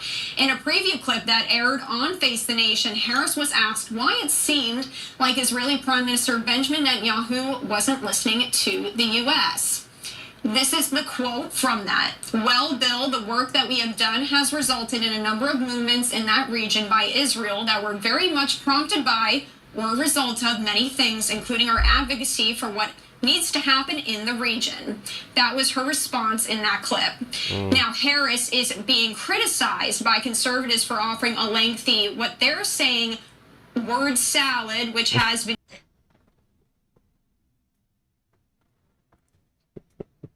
used a lot with conservatives to describe some of Vice President Kamala Harris's speeches. to Whitaker, but when that same question aired the following night in the primetime election special, a shorter, more focused answer from the vice president then followed. Again, if you are just joining us on Live Now from Fox for this breaking news, this Fox News Digital exclusively obtaining this lawsuit that was filed today. Okay. There it is, folks. Wow. You think he'll win it? That is a lot of money. Like, I mean, to him, it's not, though. I'm yeah, I mean, yeah, it is. It's a lot. Just curious as to how that number. I'm not saying that he's not entitled to sue them. I'm not saying that he shouldn't get compensation for them doing that. I'm not saying he's in the wrong, whatever. I'm just saying that's a lot of damn money. Help me out, Magnesites. I know a lot of y'all know more about this. It's not about garbage. Yeah, they want to call us garbage. It's crazy. Thank you. Look, it's not about garbage. Desperate clingers, guns to their guns and Bible, deplorables, Nazis, garbage. The key difference here that we see, and I've gone through this quite a bit because the New York Times has a... You said they didn't edit, they changed it. Whole running article, at least between 2015 and 2021, as to all of Donald Trump's insults on Twitter before he was banned. You won't find Donald Trump insulting the American voter like you do with the left. They did refer, we can argue the phantom apostrophe, like you said. I appreciate you recognizing its absurdity. Donald Trump goes after those who are in power, the elites. He refers to the DNC. He refers to the establishment. You may not like him referring to the swamp. You may not like him referring to people inside the Beltway, but he's never gone after the American voters. He actually does respect them, and he's trying to win them over. That's what we're actually talking about. And it's the Achilles heel. Hold on, before we get to this, let's get to... so Laura Trump, shout out to her, which I think is a strong, smart woman. She's got some comments about what Mark Cuban is saying. Cuban has said that Trump doesn't surround himself with strong, intelligent women because he doesn't want to be challenged by them. Is that up there with one of the most offensive things you've ever heard? Because you spend a lot of time with him. Oh, Mark Cuban. Yeah, it's almost as though they're trying to sink their campaign totally. First, Joe Biden, of course, called us all garbage. And then Mark Cuban came in just to take anybody left standing out and say that all the women who support Donald Trump, who, again, want safe communities, want a great future for their children, want a secure border, want more money in their pockets. We all apparently have no intellect whatsoever. We're weak. It's ridiculous. Obviously, it's very insulting. I'll just go ahead and utilize myself as an example. I'm the co-chair of the party, and I can tell you that he and I have many conversations about a multitude. Yo, and I do want to give a straight up shout out to her. Like, she has been cooking. Like, when she went on that Breakfast Club interview and they tried to corner her, like, she smoked all of them. There was like, I think like 3 to 5 minutes, Charlamagne said nothing. Like, he couldn't even combat what she was saying. Shout out to Tristan Shunway with the $20 donation, said, keep exposing the left, brother. Trump, Vance, 2024. And shout out to JD Vance. He just did a 3-hour interview on the Joe Rogan podcast. You know what I'm saying? So shout out to him. Of different issues, and he always wants my input. It is obviously such an insulting thing for Mark Cuban to say, but it actually goes to show he has no idea what it is about Donald Trump that people love. We love him because he tells the truth. We love him because he continues to fight for us. And we love him because we've seen 4 years with Donald Trump in the White House. We want that back. And I'll tell you what, the smart, strong women are going to be voting for Donald Trump this election. Mm-hmm. I'd love to know, have you ever challenged him, and how? You know, that was the perfect thing that the Democrats need, that the Republicans needed, because what have they been trying to say, right? Women, you got to get out and vote. You got to vote for Kamala Harris. Women, don't listen to your man. Women, vote for us. Vote for us. It's all about our interests. Women. And now, them saying that now they're attacking the women of the right. Oh man, like that. Now they about to get involved. Like, nah, bruh, y'all done messed up. Biden not only messed up by calling us all garbage, and we gonna shout out to Pierce Morgan. We gonna end up hearing what they got to say about that in the panel. but then now y'all are saying that Donald Trump doesn't stand next to smart women. Like, what? And he's got some of the smartest women that's rocking with him right now. So, they're going to have fun with this. Mark Cuban ended up, I will say this is for me being fair. He put something out. He put out a statement, right? And he basically is saying, hold on. He said, when I said this during the interview, I didn't get it out exactly the way I thought I did. So I apologize to anyone who felt slighted or upset by my response. You got it out just how you wanted to get it out, bro. I don't care. I mean, I don't know if you, but like after he got it out, he didn't try to fix it. Did he? We seen it. Like he didn't try to fix it. The other lady just started talking and he just was thinking about what he said, but he didn't try to fix it at all. But he said, when I said this during the interview, I didn't get it out exactly the way I thought I did. So I apologize to anyone who felt slighted or upset by my response. As I said, it wasn't about Trump voters, supporters, or employees, current or former. And I set myself up for the 6-second soundbite. No excuses. Can't nail every interview. My skin is thick enough.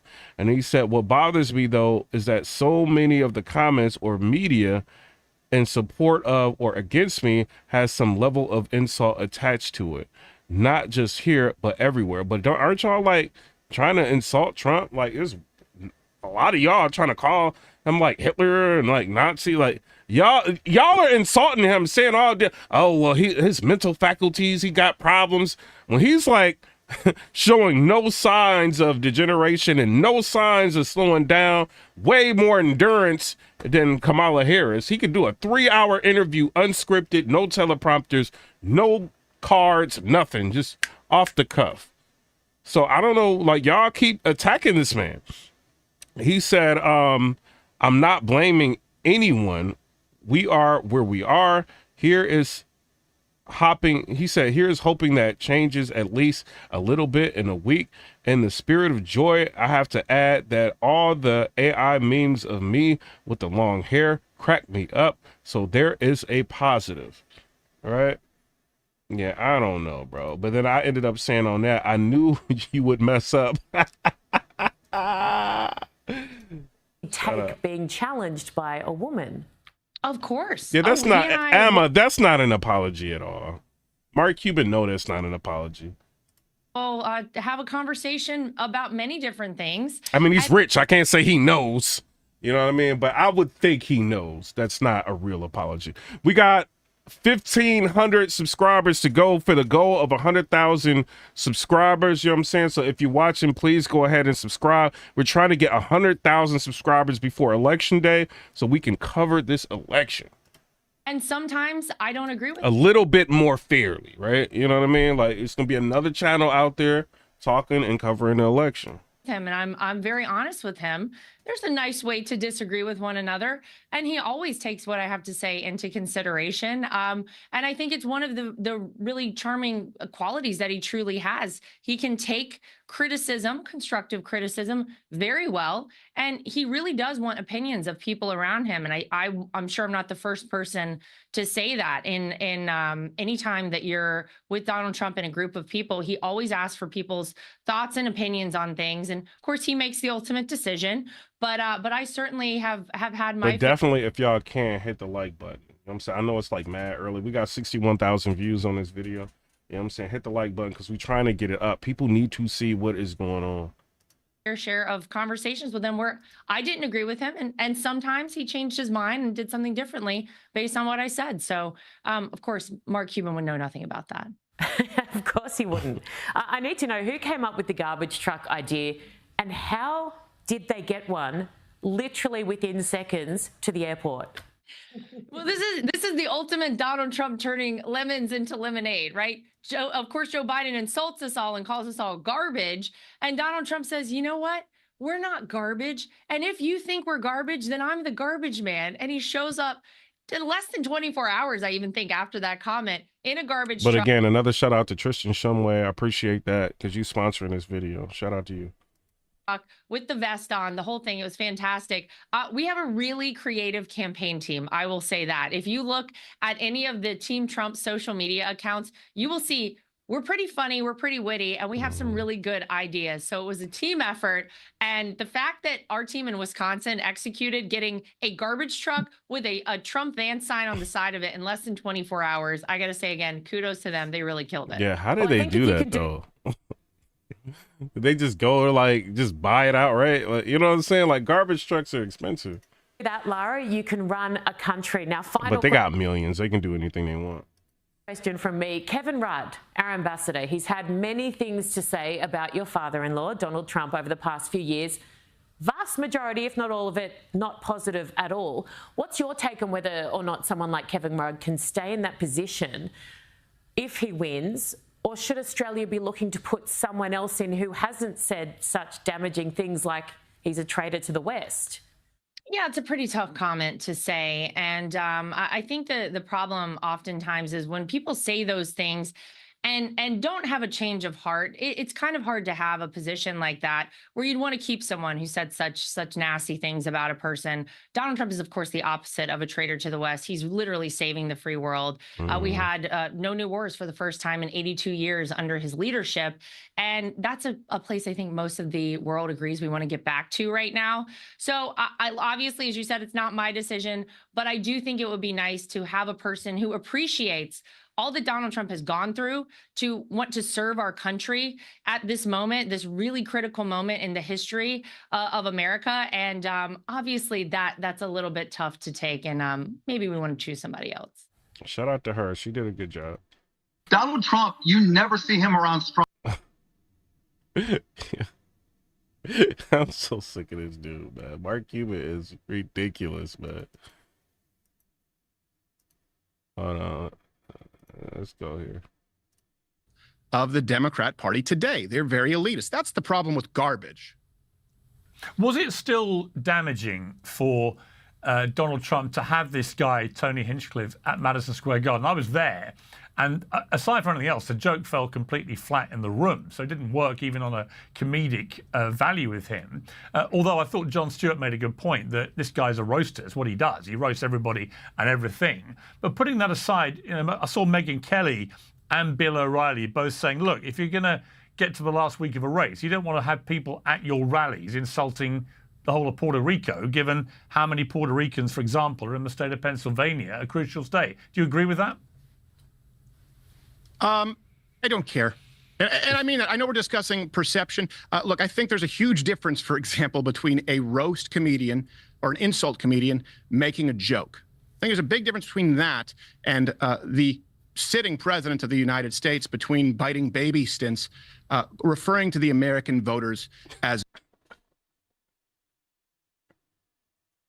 Did he just throw a bar in there like Biden babies? Because, you know, Biden, like, was trying to bite that baby's like foot. Yo, he's smart, bro. It's garbage. You may not like one, but I don't think that we should be applying the same standard. Donald Trump has never called anyone garbage. Barack Obama referred to half of America as bitter clingers. Hillary Clinton, at least half of Trump voters as deplorables. And you know what? I've heard people refer to that joke as horrifying.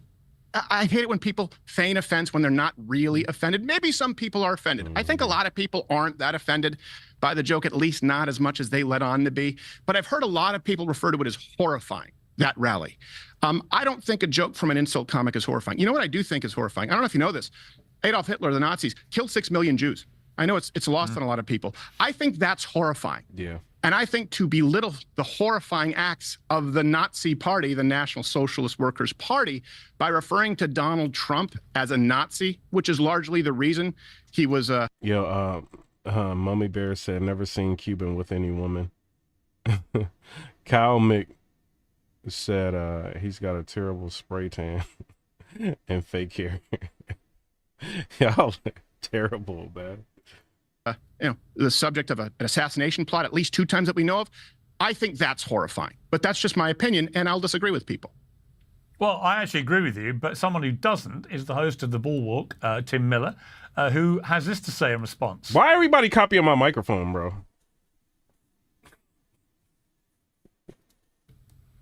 Tim, welcome to Uncensored. I was just laughing listening to all that, Piers. Donald Trump's never called anybody garbage. Donald Trump called Kamala Harris's advisors garbage just like the other week. Donald Trump said America is a trash can and the world Yeah, is... he called her advisors something. He didn't say like all Biden supporters are garbage. Like, come on, bro. You can't even, like, he's trying to conflate. Like, chill out, man. Sending their garbage, which he looked like he just came from the club. He don't know what he's talking about. is migrants here. Donald Trump's called me and other people that oppose him in the media the enemy of the people. He's called people human scum. He said that Haitian migrants were eating cats and dogs. Do we need to keep doing this? Like this, like we're going to pretend to be offended on behalf of Donald Trump? I mean, and Steven Crowder, by the way, his whole career, this is why he's on Rumble, not on YouTube, because he got kicked off YouTube because all he does is insult gay people, insult trans people. Yeah, like... Hey, yo, you gonna have to clap back, Crowder. The only garbage I know is Steven Crowder and Donald Trump. So they're garbage. I don't think all of Donald Trump's supporters are garbage. I think that many of them are good people that have been misinformed by Donald Trump and Steven Crowder's lies. Stephen, your response. Yeah, well, look, one thing, I don't like the way that these panels sometimes some people descend into nothing but ad hominem and interrupt each other. So I promise you, I'm going to respect your time, and you will not hear me speak a single time today, not one interruption, until you hear this bell. I just ask that you give me the floor. So not going to address the ad hominem, but I've never been banned from YouTube. As a matter of fact, this will be up on YouTube. The election live stream of the century will be on YouTube as well. Owned! Now what? Thug life. Like, I've never been like, what? What are you talking about? Like, you ain't even got, like, he got the regular AirPods. You can't talk to me like that. I'm Steven Crowder.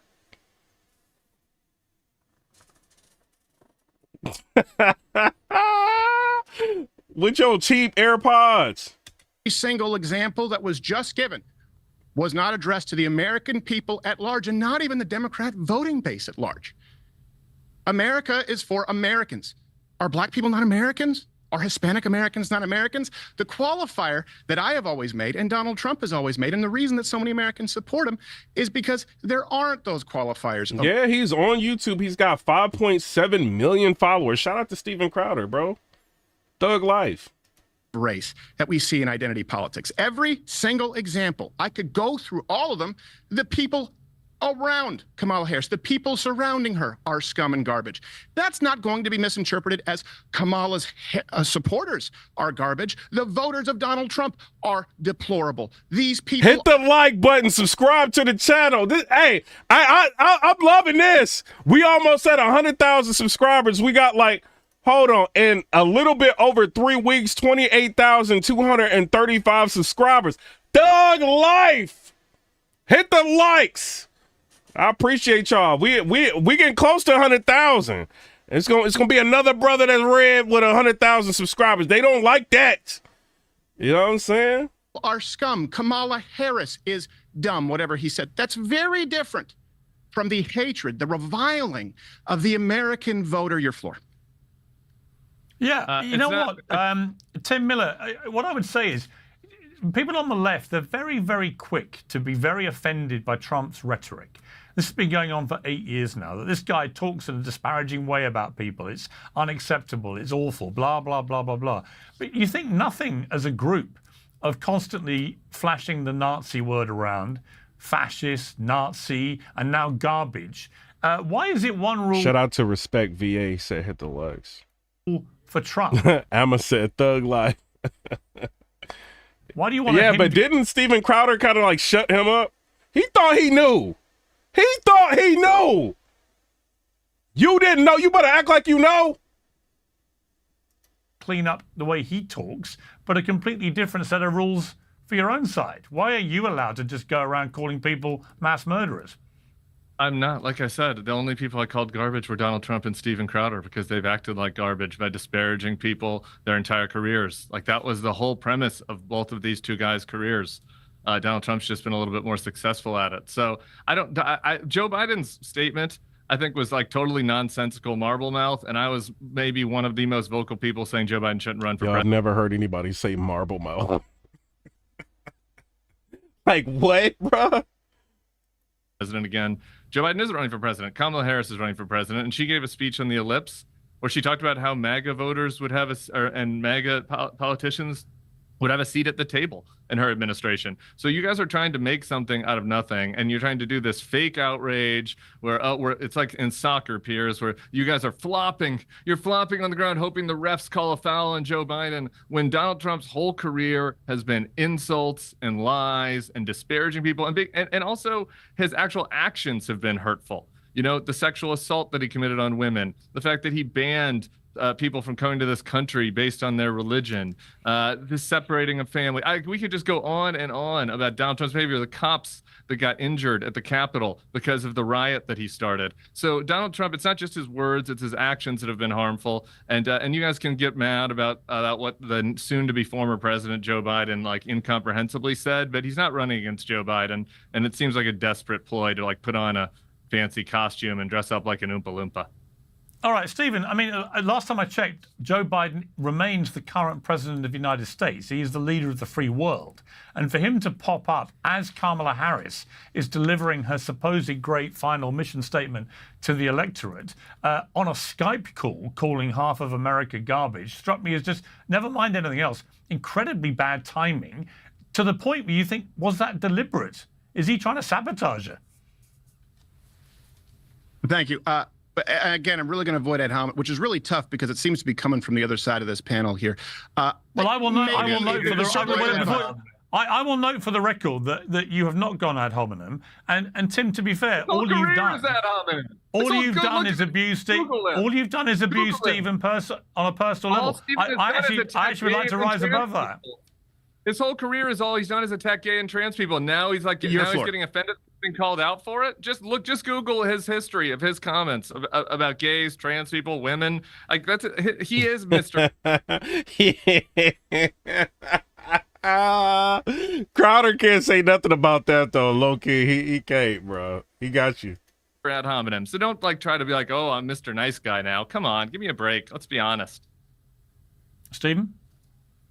Okay, thank you for giving me the floor. As far as it being ill-advised, I would say so with Joe Biden. The problem is that Kamala Harris was given so many opportunities. Yo, wasn't Donald Trump in the movie Home Alone? Like, he been it's too been like famous for almost more than I've been alive. Opportunities to distance herself from Joe Biden. The Biden-Harris administration, she chose not to. She said there's not a thing that she would do differently, and she was one of his most important advisors in all of the decisions that had an impact.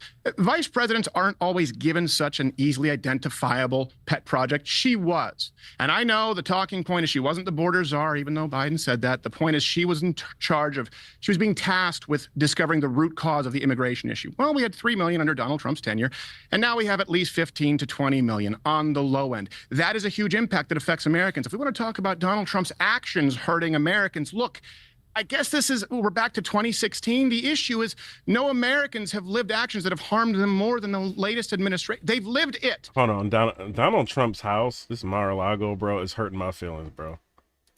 Look at this, man. This is hurting my feelings, bro. Trump, this house is crazy, bro. Look at that, man. That is insane, man. I see why they mad at you, bro. Trump for 4 years. They've lived Biden-Harris for 4 years. It doesn't work. It falls on deaf ears. It's like Paul Revere always saying, the exact same economy is coming. The exact same economy is coming. If you want to talk about actions that have hurt, I would argue that the actions on the border, the actions on American energy, the policies, which I would like to discuss, have hurt Americans. It's why they're rejecting Kamala Harris. It's why they trust Donald Trump more on issues like the economy and immigration. And by the way, I'm one of them, but the point remains, not one example has been presented. And by the way, I'm not offended by any of this. You haven't heard me feign outrage. I've just tried to describe the situation, why Americans don't like it. Not one example at all of Donald Trump referring to the American people at large as garbage or insulting them as the Democrat Party does every single election cycle. Your floor. The other thing I would say to you, Tim, is what I find as an ongoing bizarre set of circumstances is that I keep hearing again from the left that Trump is the most racist candidate there's ever been, etc. He's a fascist and so on. How do you explain, if that is the case, how do you explain that his support amongst Black and Latino Americans is rising to record levels for him in the last 8 years. Why is that happening? Why are they gravitating to somebody who is supposedly this terrible racist? I mean, we haven't voted yet, Pierce, so let's see how that turns out next week. It looks like we're going to have record turnout in Detroit, they just said. We'll see if there's a surprising turnout for Donald Trump there. I kind of doubt it. This whole thing that's like, you guys want to play in this fantasy pretend world where it's like Donald Trump doesn't insult people. What? Like, everyone watching knows that's not true. Why is the left calling Donald Trump a fascist? The left isn't calling Donald Trump a fascist. John Kelly, who Donald Trump made the head of his Department of Homeland Security, who oversaw the Muslim ban 1.0, and then Donald Trump promoted him to chief of staff. And then he was his longest serving chief of staff. He wasn't a never Trumper like me. He wasn't a moderate Republican rhino. He's a down the line conservative American hero that Donald Trump hired twice, who says he is concerned that Donald Trump has fascist tendencies. And there were times during the first administration where Donald Trump wanted to do things against the law, and it required him and Mattis and Milley and others to prevent him from doing it. And he's worried that those guardrails won't be around the next term. So it's not the left, it's not MSNBC, it's not wild-eyed liberals. It's John Kelly, a conservative American hero that Donald Trump hired twice, that is saying that about him. And you guys need to reckon with that rather than just pointing fingers. All right. I mean, Stephen, that's a fair point. There have been a number of people of John Kelly's ilk who have come forward and said they think Trump is dangerous, who did work with him at the White House. What's your response to that? Thank you. Well, this is the same John Kelly, by the way, in The Atlantic, the same journalist who spouted the losers and suckers lie, right? This is a disgruntled former employee. Now, maybe it's true, only that same article included Donald Trump saying that we don't need to spend that much for an effing Mexican. By the way, the soldier's family immediately came out and refuted it. So if we're going to talk about people who don't like him, he said, she said, we can do that. Yeah, he's tired. Or we can discuss the results for the American people and what affects them at large. We can reckon with that. There you go. That's the reckoning. I don't really care what John Kelly says, but here's the fundamental dynamic. And this is why the left, and this is certainly why legacy Todd said, thug life. Shout out to y'all. media, I'm not saying the media, but legacy media, ABC, NBC, CBS, and big tech. They're hey, Dan Shea, he said, check out Trump's SNL skit. You have to have a license to play SNL stuff. I don't have the license. I think I'm trying to get like to 100,000 subscribers to see if that will enable me to play like stuff like that. But like I tried to play it and it got hit with a copyright. So I had to like remove it. Like YouTube gives you tools to like remove certain things, and SNL was one of them. So I don't know, like once you get verified, if with the 100,000 subscribers you apply for verification, like if that helps. Or if I have to like talk to them, I think NBC, right, or whatever. If I have to talk to them directly and see how much it is to maybe pay for a license for a month to be able to like play their videos, I don't know. I have to see. Demanding that Americans trust their institutions, and they're blaming Americans for not trusting their institutions. This article in The Atlantic, John Kelly, is exactly why Americans don't trust those institutions. I trust the family of the soldier, not John Kelly. I trust the American people who want us to have voter ID, not people who say the most secure and fair elections of all time. When we look at the Hunter Biden laptop story, which I know will be dismissed and people say that it was allowed. He had to laugh at that. Yo, why did nobody bring it up like Biden, like them finding like white girl, like Coca-Cola, like white girl? Why are they not like mentioning that was in the White House? Like that was just like, hold on, let me show y'all, bro. Hold on.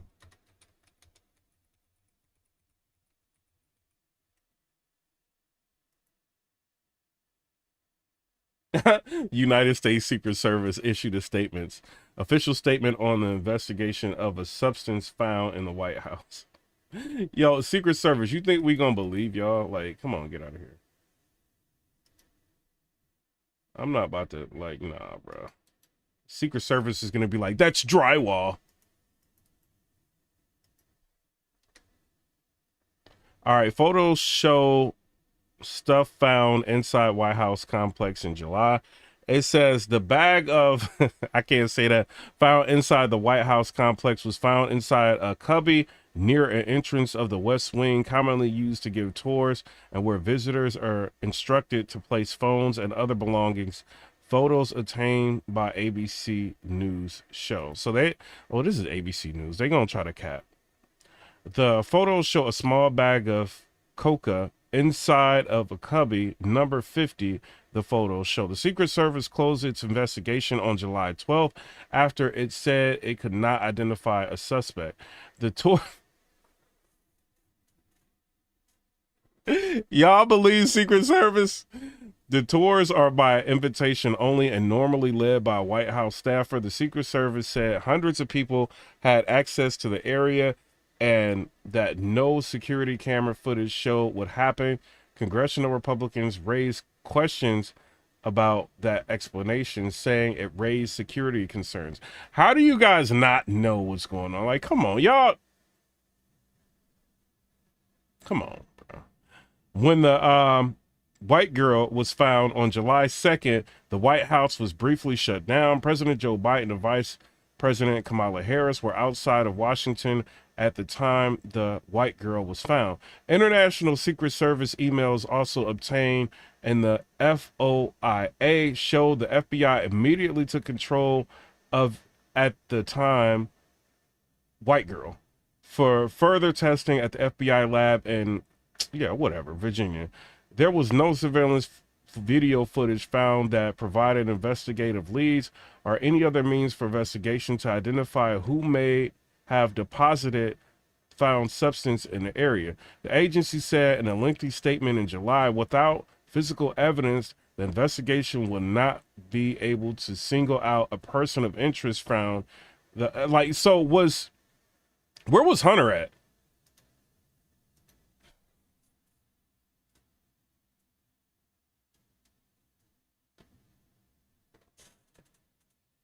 Where was he at? To after a day. Yeah, they capping. Respect VA. They are capping, bro. Hit the like button if y'all can. That's the perfect encapsulation of the institutions that we're demanded to trust who have failed us, whether it's intelligence officials, whether it's Facebook and the CEO of which apologizing afterwards, Jack Dorsey, YouTube's, the fundamental Democratic Party, and we're told, wait, trust your institutions. Well, I don't trust the institutions that repeat lies that have been debunked, including some. Yeah, hey, True Americans said all these cameras and tech and nobody knows. Oh, I think they know. Specifically from John Kelly. I don't trust those publications. I trust the voice of the family of that soldier. And by the way, the families of all the soldiers who overwhelmingly support Donald Trump and the Republican platform, in contrast to Kamala Harris. Your floor. Tim Miller, I want to talk to you directly about the fact you went down to confront the MAGA mastermind, Steve Bannon, when he was released from prison at his press conference. And Bannon decided to have a bit of fun at your expense. Let's take a look. This is Tim Miller, one of my favorite guys from MSNBC in the Bulwark. Used to be the spokesman for the Republic. When I met Tim as a younger man, he was the spokesman for the RNC, the old RNC, the establishment RNC, the RNC of Mitt Romney, not the RNC of Donald Trump. But go ahead, Tim. Question. Tim, I mean, you went down, you quizzed him on whether he would attempt another coup as an encore to January 6th. And Bannon gave quite a serious response. Let's take a look at that. Nancy Pelosi gave an interview to Rolling Stone magazine. She said her number one priority is to make sure that Donald Trump is not only not re-elected president of the United States, but he never sets foot in the White House. Nancy Pelosi and Jamie Raskin right now are thinking about it, and they're very open about it, of not certifying a Trump victory on November 5th. So, Tim, I know you're going to leave us in a few minutes. Just your response, really, to what Bannon said there. Well, that comment is based on nothing. I do think that there's kind of a delusion in there's sort of this every accusation is a confession a little bit sometimes with people in MAGA, where it's like they're not going to certify the election, like we didn't certify the election. If Donald Trump wins, the Democrats are going to certify the election this time, just like the Democrats did in 2000, in a much, much, much closer election than 2020, when Al Gore conceded to George W. Bush after his legal challenges had been exercised. Yo, Al Gore was mad. He acted like Al Gore wasn't bad, bro. Donald Trump didn't do that. And when I asked Steve that you didn't play there, and I've quizzed Steve many times. I interviewed him on the circus several times. We've gone back and forth. And so it wasn't like I was confronting him. They invited me to the press conference. And what I asked him there was, he got out of prison.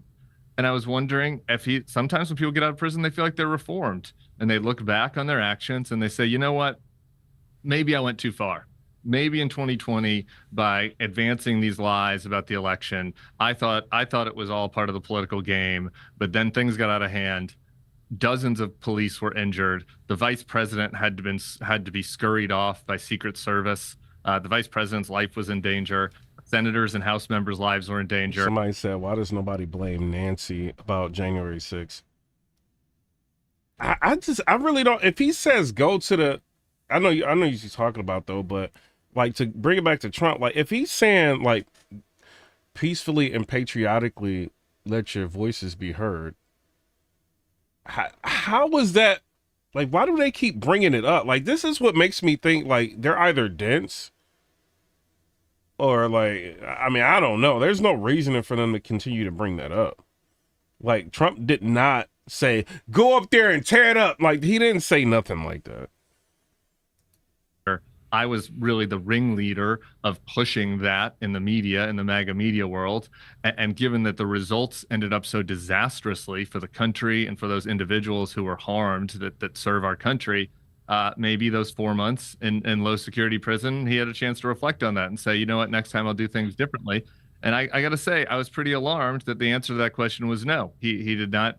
He doesn't see that he'll do any change. And if we are in a similar situation this time, shout out to Chill Will. I think both him and Donald Trump will act the same way. And I find that very alarming. Final question, Tim, before you go. Who do you think is actually going to win this election? Not who do you want to win, but who do you think may win? Yeah, I mean, I think it's utterly close. I think if you listen to David Plouffe on the Harris campaign or Steve Bannon, when we were talking more politically outside of the context of January 6th, they both kind of sound the same way, which is that Kamala Harris has a narrow path through the blue wall states of Michigan, Pennsylvania, and Wisconsin. I think that she's very narrowly in the lead there, but I would not feel at all comfortable if I was their campaign. I think that gives Donald Trump's campaign 3 outs. They can crack the blue wall, win one of those states. I think he's probably the president. I think she has maybe 1 out in North Carolina. That's what right. So I think she has maybe 1 out and he has 3. So I guess I would rather be her than him because I do think she has a narrow lead in those 3 states. But I think it's extremely close. And I think if anybody telling you anything else, like, really is gaslighting you. Well, my thanks to Stephen Crowder and to Tim Miller. We're going to go to the next stage of our debate now. And nauseating. And if I was a woman, I'd be like, sorry, what? I think that we are defying reality or denying reality. I think we're denying reality if we are sitting here and pretending that there is not a culture of misogyny in the United States. If you're offended by that ad, can you actually not tell me that you're not more offended by the fact that Republicans have stripped women of their bodily autonomy in this country? Is that really what we're pretending that we're upset with? How did they strip them of their bodily autonomy? What is this dude talking about, bro? He gave the power back to the states. What is he talking about? He went and got that Brooks Brothers suit, and he don't even know what he's talking about. Tom Saunders with the $4.99 says she's not gonna win much. I mean, we have J.D. Vance, the vice presidential nominee right now for the Republican Party, who has gone on some tour across the country where he's called women who don't have kids childless cat ladies, who's attacked them, who's denied the legit. This dude, bro. It's not about garbage. My bad, y'all. Let me get back to that. Ridiculous. Reality or denying reality. I think we're denying reality if we are sitting here and pretending that there is not a culture of misogyny in the United States. If you're offended by that ad, can you actually not tell me that you're not more offended by the fact that Republicans have stripped women of their bodily autonomy in this country? Is that really what we're pretending that we're upset with? I mean, we have J.D. Vance, the vice presidential nominee right now for the Republican Party, who has gone on some tour across the country where he's called women who don't have kids childless cat ladies, who's attacked them, who's denied the legitimacy of families that don't have children. I mean, can we really say that we're more Shout out to Respect VA for the $2 donation. Appreciate you. offended by that ad than the reality of the situation on the ground in the U.S. right now? Let me just ask you, Brian, if the Democrats are the party of fairness and equality for women and are the standard bearers and flag wavers of women's rights, why is it that Joe Biden and Kamala Harris continue to support trans athletes competing in women's sport, which everybody knows is a grotesque attack on women's rights to fairness and equality? I'm bemused. Piers, again, the same concept applies. The number of people that are A, worried about that in this election, and B, that actually impacts. Again, if you are worried about trans athletes, how are you not talking about the issue of women's bodily autonomy, of their reproductive freedom, of Republicans' threat? What freedom? Can somebody tell me what freedom? What is he talking about? Like, he said that he's for IVF. He said that he's for exceptions, R word, incest, and all of that. Like, he's for exceptions for that. He's giving the power back to the states. You just go to the state that you want to have that done. Like, he's not. Like, what is he saying? Like, I don't even think. I think, either she or Pierce might end up smoking him in this debate. Because this dude, I don't know if he's just nervous, just trying to throw stuff out real quick, not really thinking. To block women from traveling between states in this country. I mean, you try to have it both ways, where you pretend that the trans issue is something that upsets you to the ends of the earth, and yet it does. That impacts how many Piers, how many people does that impact in this country? Let me how ask you a question. Actually something I love the way that Democrats like to pretend nobody cares, one, when they do, and secondly, it has no real impact on women's sport. The United Nations last week, the United Nations last week came out with a report that said that around the world, 900 medals had been deprived from going to biological women because they had gone to trans athletes in women's sport. 900. That is not a small... What? That's crazy. Real impact on women's sport. The United Nations last week... The United Nations last week came out with a report that said that around the world, 900 medals had been deprived from going to biological women because they had gone to trans athletes in women's sport.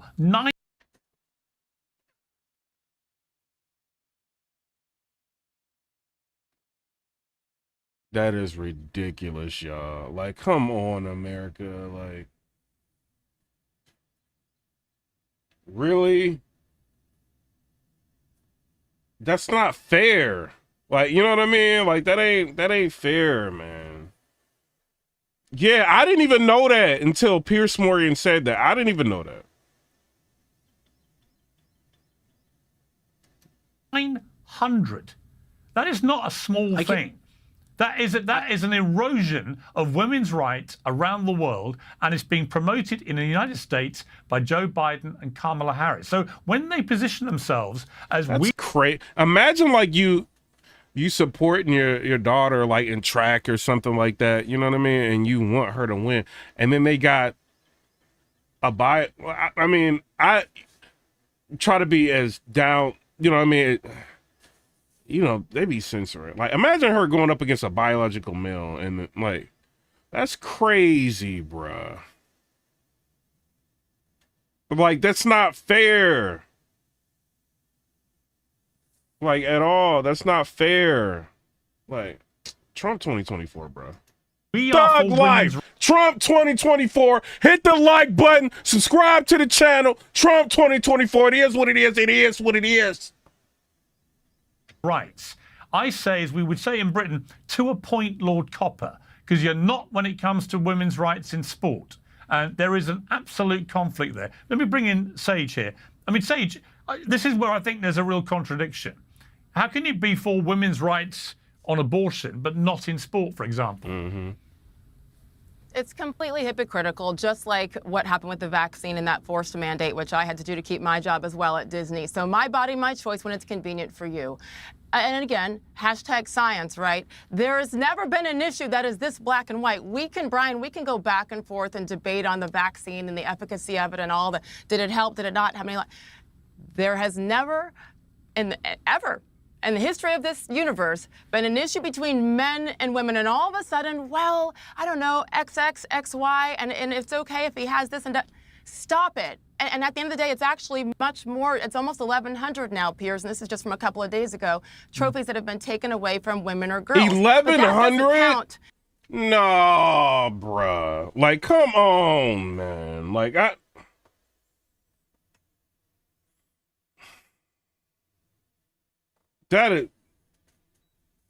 well, in America, you can't even say nothing. You can't even say nothing in this country. What is this, China? Like, that's ridiculous. That is ridiculous. On the lower levels, where there are no trophies given out per se, we're talking about Olympic. But then, like, on the reverse end, right? So let's just say a girl wants to play in the NFL. Them big, huge dudes. Like, you know what I'm saying? Like, is that going to be fair for her? So if it's obviously like an aggression difference, you know what I mean? And physical, you see what I'm saying? Like, so why would you want, you can't say nothing in America, bro. Boxing and stuff like that. But when you look at, you know, junior high school track, scholarships, you got to finish in the top 3 to go ahead to state. But now you're 4th because I live in the state of Connecticut, where one of the major lawsuits first came from 5 or 6 years ago. Actually, a young woman I live next door to. This is happening everywhere, but you don't want to talk about it because you know deep down, you're not going to admit it, but deep down you know that it's wrong. And I also think it's interesting that you go with this low-hanging fruit and all those talking points of the childless cat women from 4+ years ago, completely out of context. At the end of the day, stick with the facts. By the way, I'm not offended by that Julia Roberts, you know, stupid. This dude probably got the Call of Duty game like in the background. It's like, let me get on camera real quick and say some things. Commercial. Like, I think it's so lame, and it is very condescending. Like, I'm afraid to tell my husband, my boyfriend, my partner, whatever it is, who I'm going to vote for and just be quiet about it. Like, stop it. And most importantly, do you think that is the only issue? Why is that the only issue that you guys are focusing on? Abortion, women's rights. Have things changed? Yes. But I got 2 members. Oh, shout out to you. I just like opened up the membership. So I got Manny Picks and Cole Carter are members. Shout out to them, man. If I see y'all in the chat, let me know.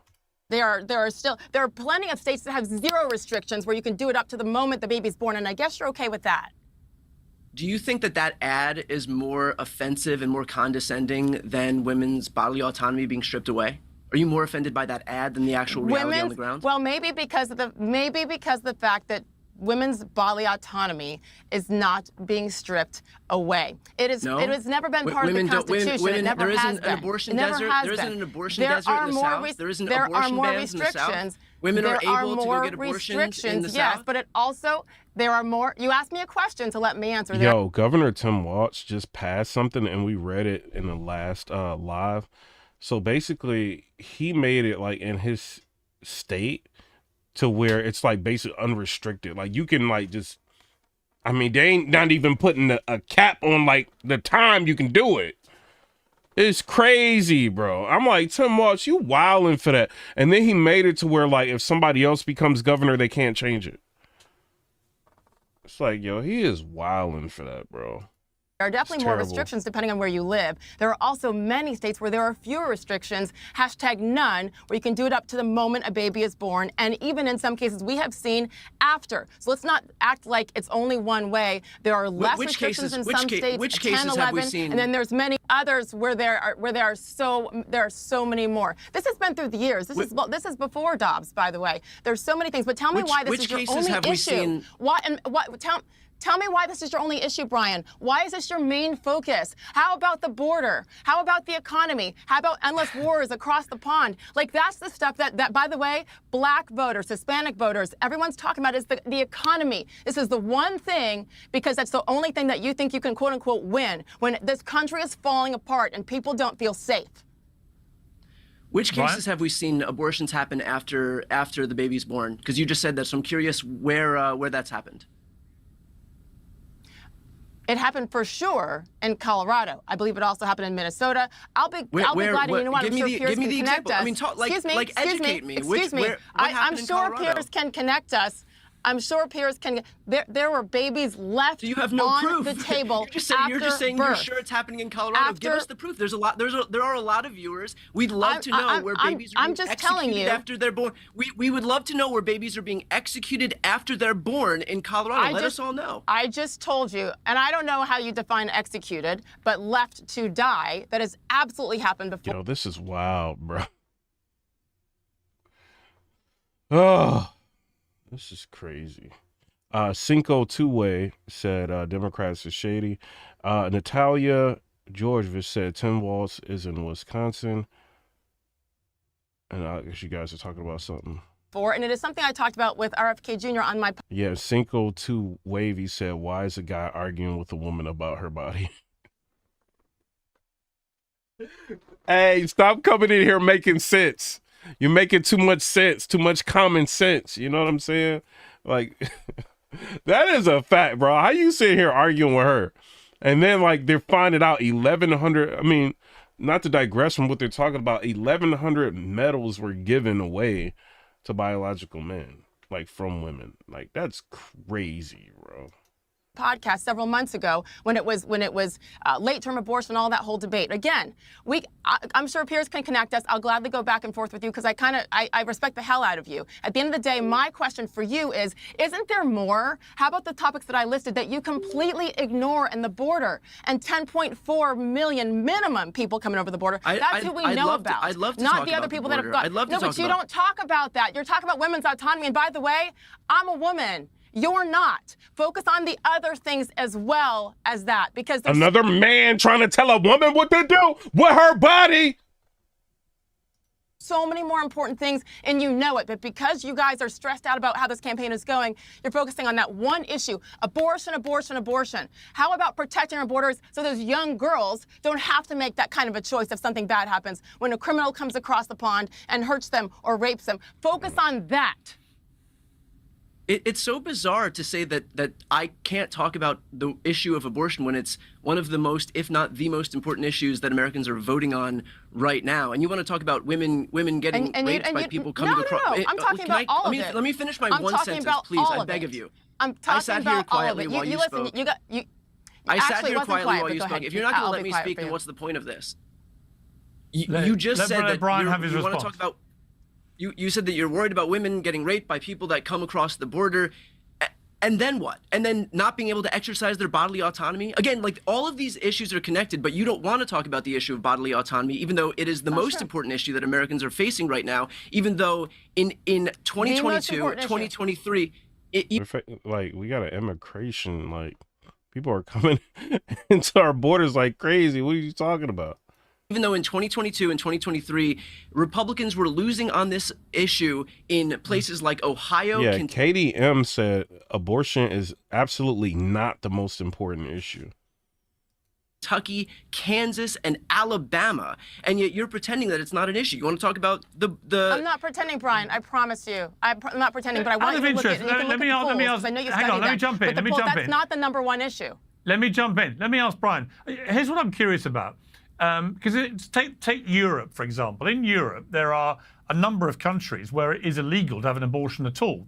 Conversely, there are countries like the UK where, say in England, I think it's a 24-week term limit, right? So, oh my God, bro. Look at this. There were an average of 98,990 abortions each month in the first 3 months of 2024, according to the latest data from #WeCount, a research project from the Society of Family Planning. That's about 14% higher than the average from the same period last year, or about 12,000 more abortions each month. That is crazy. Monthly abortions continue to trend up in the United States in 2024. And this is CNN saying this. Wow. All sorts of varying abortion laws through Europe, but it's nowhere near the tinderbox issue that it seems to be in the United States of America, which, you know, is the equivalent, if you like, of Europe. Why are you so opposed as an American to the principle of taking an issue like that back to the States? Because this is the first time that a personal freedom, a right, has been rolled back in the United States in our history. We have never had an instance where women had rights before and then they've been rolled back by people who are trying to impose some theocratic edicts onto this country. It should not be up to a politician to insert themselves between a woman and her doctor. That's it. I mean, it's as simple as that. Why are you here advocating for politicians to insert themselves in a doctor's office between a woman and her doctor? Well, I'm not. The I rights are personally still believe there. it. That's the Well, thing. hang on, Sage. Hang on, Sage. Sage, hang on. Sorry. I personally, if you want my personal opinion, I believe in a woman's right to choose what to do with her body. It's not about my personal opinion. I'm just curious, as a European, where there are so many different varying laws around Europe, and no one seems to get too head up about it. It just seems to be such a hot potato in America to take it back to the States, when there are, in fact, a number of other laws, obviously, which are governed by states, not federally. And I'm just curious why this one is deemed to be so sort of sacrosanct, given that 50 years ago, before Roe v. Wade came in, it wasn't a federal law. So why are you so exercised about it? I'm just curious. Because Democrats want more and more government to control your life so they can get more and more taxes out of you to control different, like, bro, like, ugh. Because I believe that people should be able to exercise rights over their own bodies. I mean, prior to black people. How they are, this is what these Democrats do, right? Then they try to equate abortion with black people. Black people back in the day, like, he's gonna do it. He's gonna do it. Watch, this is what they do. When there are, in fact, a number of other laws, obviously, which are governed by states, not federally. And I'm just curious why this one is deemed to be so sort of sacrosanct, given that 50 years ago, before Roe v. Wade came in, it wasn't a federal law. So why are you so exercised about it? I'm just curious.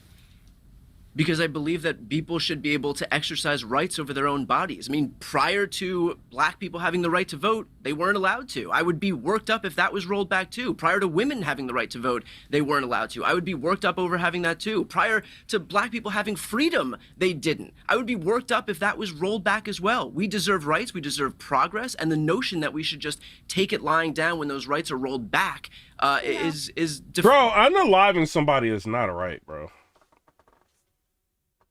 I'm gonna say it. I'm not gonna tell a woman what they can do with their body, but he's not saying you can't. You just go to whatever state is gonna do it. You know what I'm saying? He thinks you guys don't know that. He gave the power back to the states. Just go to the state that's gonna do it. Like, I don't live in California because they don't believe in that you should be having the right to bear arms, right? And when I go up places, I want to be able to have. You know what I'm saying? I got my license to carry and all that. I want to be able to have it in case something happens. Legally, California doesn't allow that. I don't want to live in California. Chicago, they don't allow it. I don't want to live in Chicago. You see what I'm saying? New York, it's all kind of restrictions with. I don't want to live in New York. I want to be somewhere to where I can protect myself, right? If you feel like that is your form of contraception and you got to do it, move to a state that's going to let you keep doing it. Obviously, it's mad people doing it. 98,990 each month in the first 3 months of 2024. It's a lot of people doing it. He's trying to make you think that nobody is able to do it right now. That's not the case. It's happening like crazy.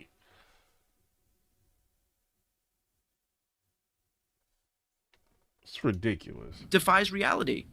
I don't think that most sane people are thinking that way, honestly. I do believe that this will always be an issue no matter what to the end of time because there's morals involved. But again, my body, my choice when it's convenient. And I respect everybody's opinions on it. I do. I have great discussion. Yeah, I think the border is a big problem. I think that's a big issue.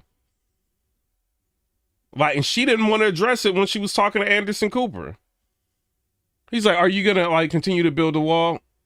And she wanted to, we're going to comprehensive legislation.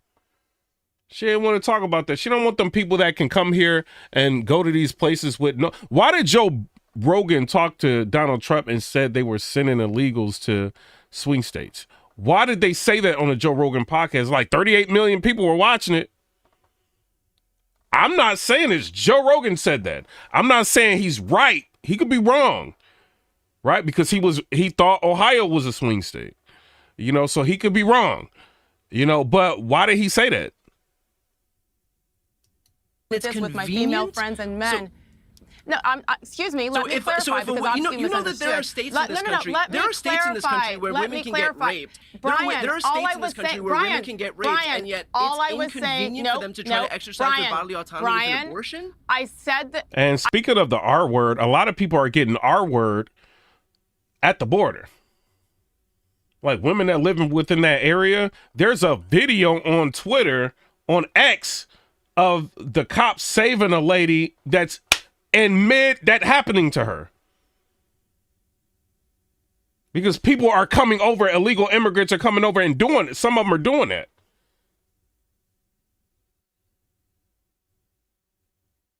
So I think Laura Trump went on Charlamagne the God and she was talking to him and she said 50% of women that live around there that's been happening to.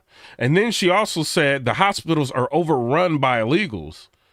So that's an issue. So if you're about to give birth, you have to drive 2 hours away to a different area to give birth because the hospitals within your like surrounding are overrun with illegal immigrants. This is what she said, Laura Trump. So if you're like, so states allow our word, like you guys are flooding the border and allowing a lot of that to happen. This dude does not know what he's talking about. Who is he? I said this before, and obviously you took it the way you wanted to take it. When it's convenient, meaning science, following my body, my choice. So for this, but not for COVID, right? That was my point. So don't act like convenience with rape. Don't bring that in. It was when it's Sage, bodily autonomy, only when it's convenient. Okay, Sage, let me ask you this. I thought Megyn Kelly made an interesting point about the Madison Square Garden rally, about it being too bro-tastic. Let's take a look at what she said. But I'm telling you, even for me, and I voted for Donald Trump last week, it was too bro-tastic. Okay? It was. You're trying to win an election in which you're hemorrhaging female voters. Maybe when you present in front of hundreds, thousands at least, at Madison Square Garden, you clean up the bro talk just a little so you don't alienate women in the middle of America who are already on the fence about Republicans. Shout out to Pierce Morgan for blurring out that Sirius radio because I think she can hit you with copyright. Big Wave Dave with the $5 donation, one of the biggest contributors of the channel. I appreciate you. I need to get ready for work. He said, have fun with the trolls, bro. Well, shout out to you, bro. Appreciate you. No, Sage, I was there. It was pretty bro-tastic. There's no denying that. You had a procession of very bro-sounding speakers. And a new CBS poll says that women are breaking 55-43 for Harris, men 54-45 for Trump. Should Trump be doing exactly, Reem, bro-tastic. in these last few days to reach across to potential female voters? You know, I believe that clip was, the context of it was in relation to the comedian and the Puerto Rico comment that, of course, stirred up so much controversy. She was talking about the whole thing. In general, okay. I was there as well. I saw you outside just before. I think back to the women that were there. A friend of mine, Tulsi Gabbard, right, who is as classy and a strong woman as we will find in this country. Alina Habib, the lawyer. How about Melania Trump. I would have loved to continue to see more women there, but I didn't feel that in the moment being there, looking around, and especially with the, 20,000 people, at least half being women there. And also, I will say this, I have been volunteering for the past couple of, I guess, probably about a month now. I don't know if you've seen the pink jackets that Women for Trump are wearing. And I've been going around the country talking to women, supporting women's businesses. We've been going to food banks, and it's led by Laura Trump and Tulsi's. Laura Trump has been doing a lot of things for people. I just noticed that. Like she does a lot of speeches, and it's always other people. Like when she talks about Trump, obviously in a positive way, and trying to get him elected, talking about like how it feels being a part of the family, all of that. But I always hear people like her talking about all of the things that Laura Trump does for people, and I never hear Laura Trump talk about the things that she do for people.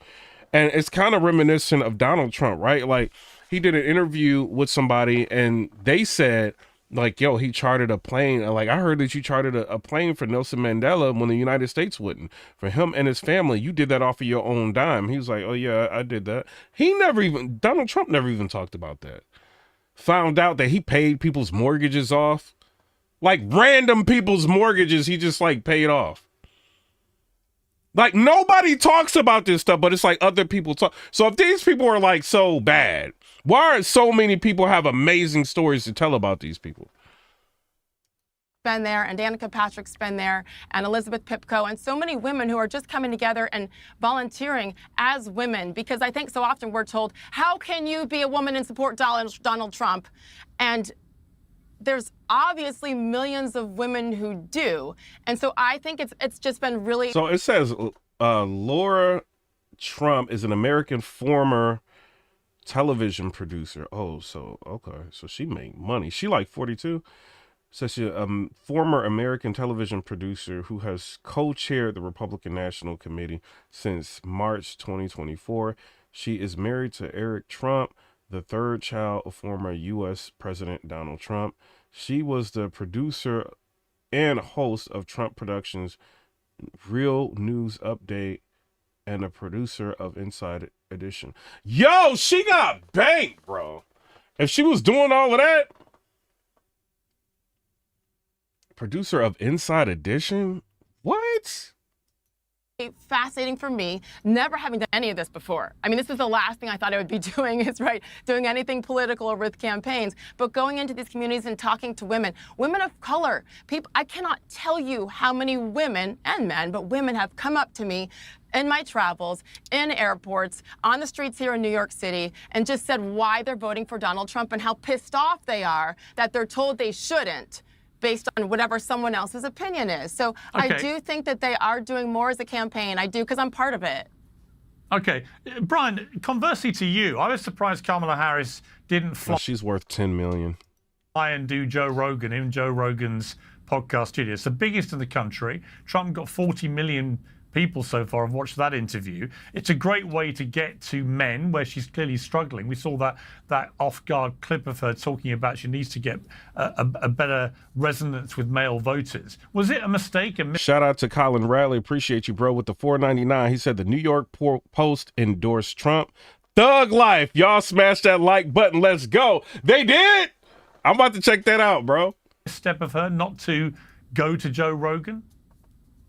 Well, I don't know if she's going to ultimately do it. I mean, there's still a few days left until the election. I can say personally, I do hope she does the Joe Rogan podcast. To your exact point, I think it is a great opportunity to reach a lot of people. I don't think that Joe Rogan is an especially contentious interviewer. I think a lot of times he's ignorant on what he speaks to and open to hearing other perspectives. So I think that this would be a good opportunity for her to do it. Look, everything is just a matter of time and opportunity cost. Spending 3 hours in the state of Texas, which isn't exactly a swing state in the presidential election. Hold on, let's see. The Hill said New York Post endorses Trump after previous criticisms. New York Post is endorsing former President Trump for president, arguing his record and the White House matters more than his tendency to be ridiculously hyperbolic. Writing that Trump exhibits the same strength and vigor as he did in 2016, the Post editorial board said Trump and Harris want to take us down very different roads, making the choice stark and simple, but vital. Donald Trump is the right choice. That's crazy. The Post endorsement comes after previous criticisms the outlet's editorial board has hurled at Trump over his managing of the COVID-19 pandemic and actions and the lead up to the January 6, 2021 attack on the U.S. Capitol by his supporters. CNN media critic Brian noted Friday that in 2022, the Post said Trump had proven himself unworthy to be this country's chief executive again. The newspaper has changed its tune less than 2 weeks out from Election Day. That is fire, bro. Right now, as much as I hope it would be, it means that she wouldn't be able to spend that time in Nevada or Wisconsin or Arizona or Pennsylvania, Michigan, like these other states. So I do, to your exact point, I do hope that ultimately she does make the time. I think 3 hours is a big ask in these final last few days of the election. Every minute in this campaign counts. And so I think that there could be some compromise there. What I hope didn't happen is that he said, okay, well, we're either going to do 3 hours in Texas or nothing as a kind of a way to pretend that he offered her the platform. But so I do hope that there is some compromise if she is able to make some time. Yeah, and finally, Brian, who do you think is going to win? I think that Kamala Harris is. I would rather be Kamala Harris than Donald Trump right now. But look, it's going to be tight. It's going to be close. Let's not pretend that either one of these people has a clear path right now with regard to the polling. I think that, especially with regard to the blue wall states, Michigan, Wisconsin, and Pennsylvania, I would again rather be Kamala Harris than Donald Trump right now. But I think it is if the polling has shown us anything, it's that everything. And did he say he would much rather be Kamala Harris than Trump? Donald Trump right now. But look, it's going to be tight. It's going to be close. Let's not pretend that either one of these people has a clear path right now with regard to the polling. I think that, especially with regard to the blue wall states, Michigan, Wisconsin, and Pennsylvania, I would again rather be Kamala Harris than Donald Trump right now. Yeah, my dad's a gangster, so what? Said this guy's a bozo. I think so. But I think, it is, if the polling has shown us anything, it's that everything is within the margin of error.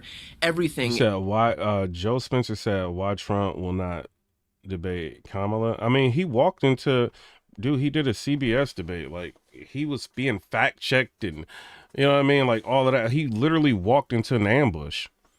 And, like, they're alleging that she had, like, you know what I mean? Like, special earrings that people were feeding her information. Like, so who knows what was going on? So if you're him, like, you really are helping her at the end of the day.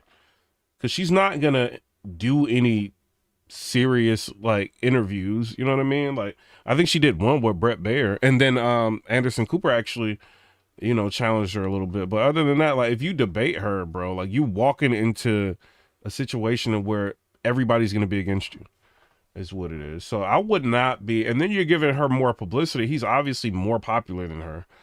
Like, so I would not sit down and do a debate with her. Like, we already did one with her. We seen how shady they were. Like, no, we're not doing that no more. We're just going to keep running the campaign. We're going to see if this grassroots movement is going to work. And I think it's working. Is basically tied at this point. So we can look at the enthusiasm gap, for example. We saw, I believe it was a Wall Street Journal poll today that showed that Democrats have a 77% enthusiasm rate versus, I think it was a 67% for Republicans. So there is a gap right now between Democrats and Republicans. Hopefully that translates to actual votes, but it's anyone's guess. And Sage, I mean, talking of enthusiasm, Trump's put a lot of time and effort into doing a lot of these podcasts directly aimed at younger men. They've got to turn out to reward that effort he's put in. Do you think they will? And do you think Trump will win? It's interesting. I've been, I voted yesterday. I'm a recent resident. I just moved down to the free state of Florida, and I was blown away at the line for early voting. And it's obviously a Broward County, and there's many options, and people were there for hours. And so I I saw men, women, kids, handicapped, minority, you name it. Everybody was there. I do think they're going to turn out. And I will say this real quick. Joe Rogan is the biggest podcast in the world. It is a huge missed opportunity for them to put parameters on it. This has nothing to do with not campaigning in Texas or Pennsylvania or North Carolina. But it's a big risk too, lady, because, you know, Donald Trump got like 30-something million views, like with Joe Rogan on that. And I think it was Joe Rogan's channel is really driving it. He's got like a strong channel. But like them kind of views, everybody's watching. If Kamala Harris goes up there in an unedited interview. Now, she did say that she would do an interview with Joe Rogan, and this is me being fair, but she said she would only do an hour, and then he had to come to her. And so Joe Rogan didn't want to do that because he don't want people to be in the room, like trying to influence what's going on. He just wants her in the room and to get to know her. You know what I mean? And he wants, you know, to be comfortable while he's doing it. And she doesn't want to do that, you know, but she can go and fly. And I don't know about the Shannon Sharp, right? I don't know if he came to her, Shannon Sharp. I don't know if he came to her, but, you know, she didn't want to like budge on that. And if I'm her, I would have done it. I would have done the interview. I would have said, look, we can't. No, I'm like, yo, this is too many views that we're going to pass up. You know, this is too much influence. We're definitely doing a Joe Rogan podcast. You know what I mean? And maybe you can see, but she can't really tell him like, yo, we're not going to talk about X, Y, and Z. Because if she does something like that with Joe Rogan, he is going to talk about it. He's either going to say something on Twitter, and his Twitter following is enormous. You see what I'm saying? He's either going to say something on Twitter or he's going to say something in another interview with somebody like, yo, I couldn't talk about X, Y, and Z. They were really restrictive on what I can do. And that would be a negative to her, you know? So, but I think she should have did it. She should have did the Joe Rogan podcast. She could have went up there, and with me being fair, what she should have did is she should have got briefed on whatever her policies are going to be, because I don't think she really knew, because we read through her policies before she even like got to her policy. She's been busy like plagiarizing Trump speeches. Like, but if she can like, they can do something to get her to memorize her policies that they have on her website or what she wants to do, she could have used that as the perfect time to go on a Joe Rogan podcast and argued her policies. But what she's going to be met with, because I seen a video of Joe Rogan reacting to what she said about Twitter needing to be shut down.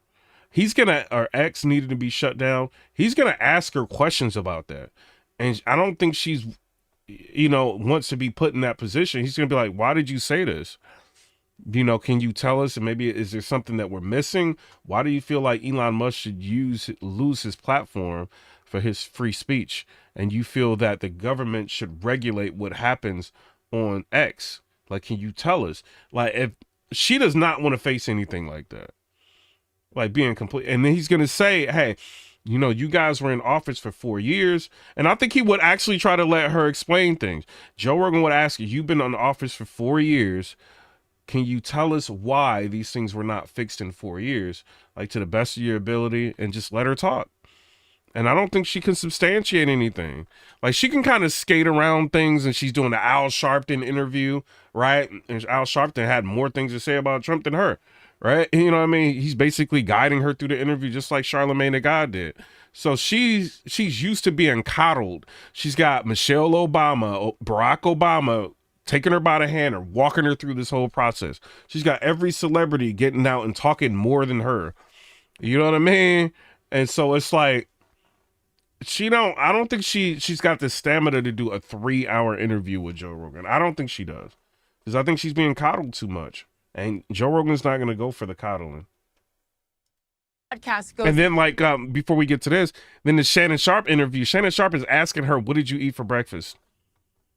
Like, you know, like when you're in kindergarten, what questions would you ask the president? What did you eat for breakfast? Shannon Sharp is asking her those type of questions. Then Shannon Sharp made a mistake. He was like, oh, well, you know, you were the first Indian woman to do this. You were the first Asian American woman to do this.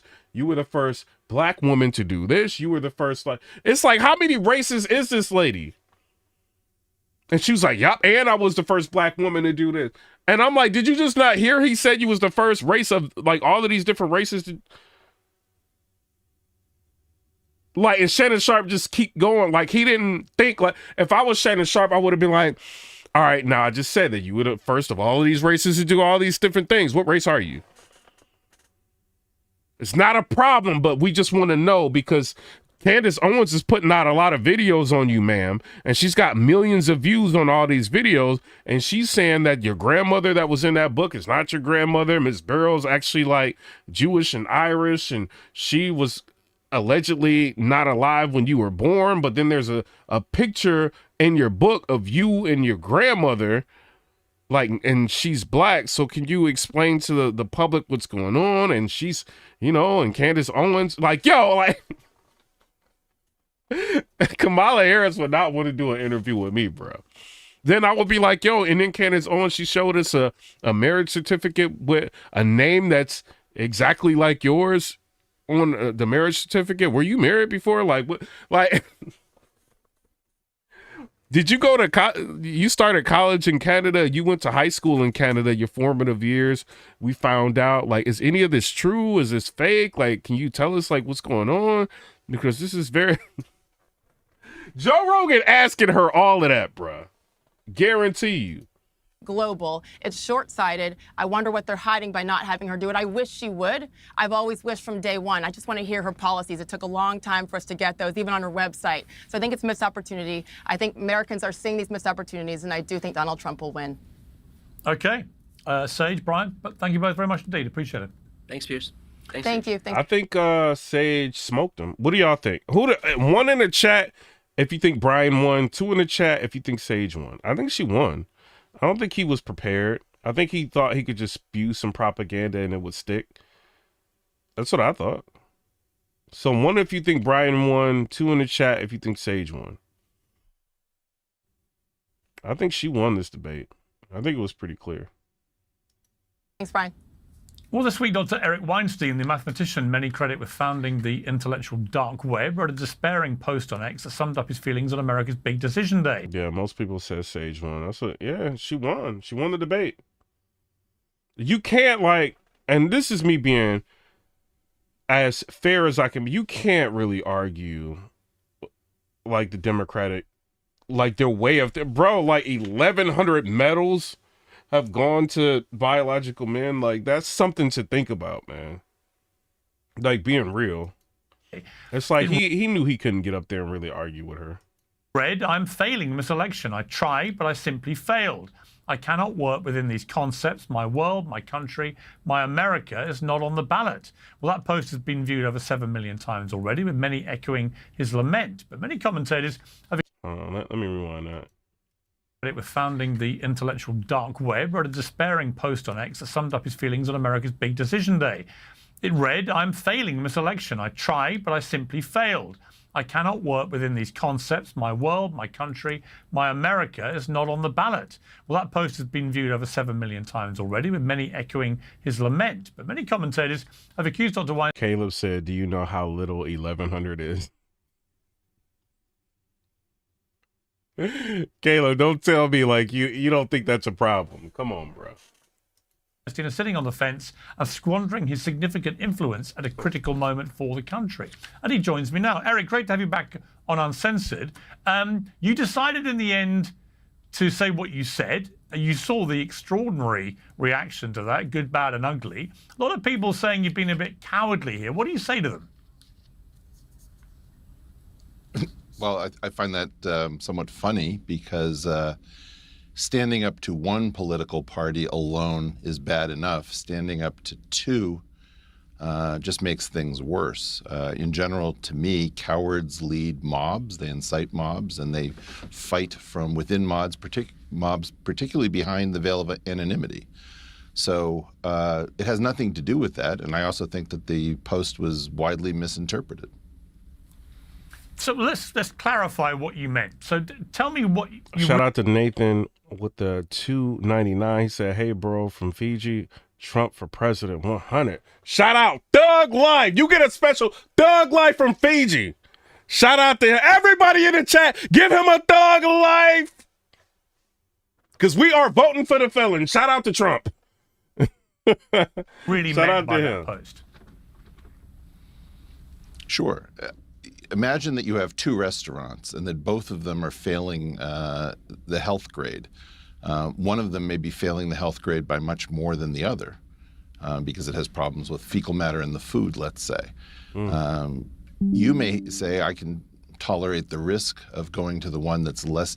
Hey, Kusi said thug life. Frank Broom said thug life. James Blake said thug life. Deontay Kennedy said thug life. Flower Nature Day said thug life. Lily said thug life. Brian said thug life from Portland, Oregon. Thug life.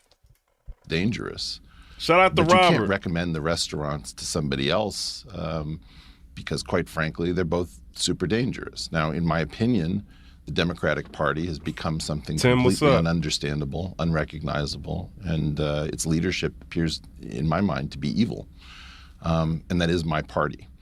The Republican Party is far more chaotic, but both parties have chosen a strategy where instead of courting common sense people, somewhat in the middle, although I don't think it's it's a linear spectrum anymore at all, they've decided to hang on to their extremes and pretend that they aren't there or not incredibly toxic and violent. And in part, my frustration is that in order for me to recommend a party, and I was hoping to recommend a ticket this election cycle, I don't think Kamala Harris and Tim Walz have given me any possibility of recommending them. So unless somebody can make that argument to me directly in the last few days, I just see it as an impossibility.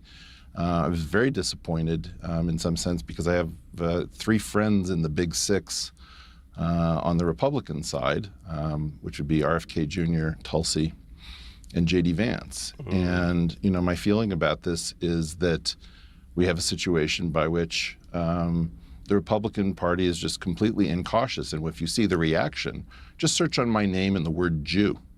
You'll see exactly how much toxicity is hiding amongst the good people of MAGA. And too few of them, by the way, have the courage to stand up when somebody's being attacked. And so I think it's a bit rich that the cowards who privately message me and say, we support you, don't say something in public when they're watching a mob descend on an individual. And quite honestly, I wasn't hoping to take on MAGA, but if that's what it takes to stand up and say, you cannot brutalize people like this, and inciting mobs against individuals is what I thought you were accusing the Democrats of doing. And now you've stared into the abyss and it stares back. I mean, Chris Rufo. Let's see what you got to say to this dude, Piers Morgan. Said this is narcissism marked as idealism. It's absurd to expect politics to conform to one's individual preferences and idiosyncrasies. The essence of politics is decision under imperfect conditions. If you can't figure out how to rank Trump and Harris, you're just navel gazing. Your response? Shout out to MDF. Chris who? I mean, it's Joyanne, sort of shout my out. In other words, this is an individual who's been very successful arousing passions. And he's been very effective in being very aggressive. I think he has actually an excellent point that in many ways the Republicans have been too passive. And so in order to compensate for that flaccid aspect of Republicans rolling over in the past, he's decided to go red meat. As to whether it's narcissism or navel gazing or cowardice or fence sitting or any of the other epithets, I was hoping he would dig a little bit deeper into his thesaurus, but it's offensive, and I'm just not going to get particularly exercised. People have heard me ad nauseum about the problems with the Democratic Party. If I was to join MAGA, I would start criticizing MAGA in particular for blinding itself to the real problems of January 6th, just the way I point out that on the Democratic side, I don't believe it was a free... I'm not going to lie, y'all. I had to look up epithet. I'm like, what did he just say? Epithet, a characterizing word or phrase accompanying or occupying in place of the name of a person or thing. A disparaging or abusive word or phrase. Okay, all right. In fair election in 2020 because of the interference through the tech companies and a problem with the news media that I would call a rhizome. A rhizome is a like quaking ass. No, this dude's boring. I don't listen to him. America, that's how you don't win an election. Okay, let me afford to live. And I go back to the closing argument theme here. Piers, if this is what Democrats want to talk about till Election Day, 5 days, 6 days from now, then knock yourself out, because you're going to lose, because none of this is about the suffering of Americans in this country right now. None of it's about safety. None of it's about ending wars. None of it is about the people that are hurting, living paycheck to paycheck right now. And that is what Donald Trump is talking about here. And the Democrats are saying we hate half of America. You're garbage. The president of the United States of America is saying it. The vice president is saying he's a fascist and Hitler. If that is your closing argument, you are going to lose. And I go back to Barack Obama. Barack Obama understood retail politics. You have to give something that makes people think about a future that's better than it is right now. When he went on Hope and Change, yes, it was rhetoric, but it worked because it gave people hope for the future. And this party right now is filled with hate. The Democratic Party is filled with hate. Harris and her team are filled with hate for half of America. Shane, come on. You know it's true. Y'all call them Nazis. Come on. That's how you don't win an election. Okay, let me ask. Okay, hang on. Let me ask Vajra this.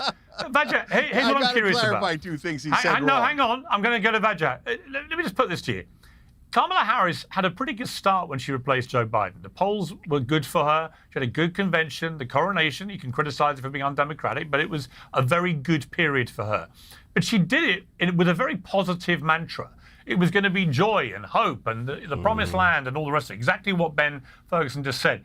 What I can't understand is why she's abandoned that from a political perspective to go full-on Trump bashing, given that for Hillary Clinton in 2016, when she did that, and you can even extend it to having all the pop stars like Beyonce and so on getting on stage with her stuff, it's exactly the same playbook of Hillary Clinton. We know that didn't work for Hillary. Surrounding herself with elite pop stars and hammering Trump 24/7 failed spectacularly. The most qualified person in presidential history lost to the least qualified person. So why would she abandon? I'm just genuinely curious, having watched this from afar, why has she abandoned what looked like a good strategy of hope and positivity to go full-on Trump bashing? Because the thing Trump relies on more than anything is being the center of attention. And right now, all anyone is talking about is Donald Trump. Like, I think that's another mistake, and this is me being fair.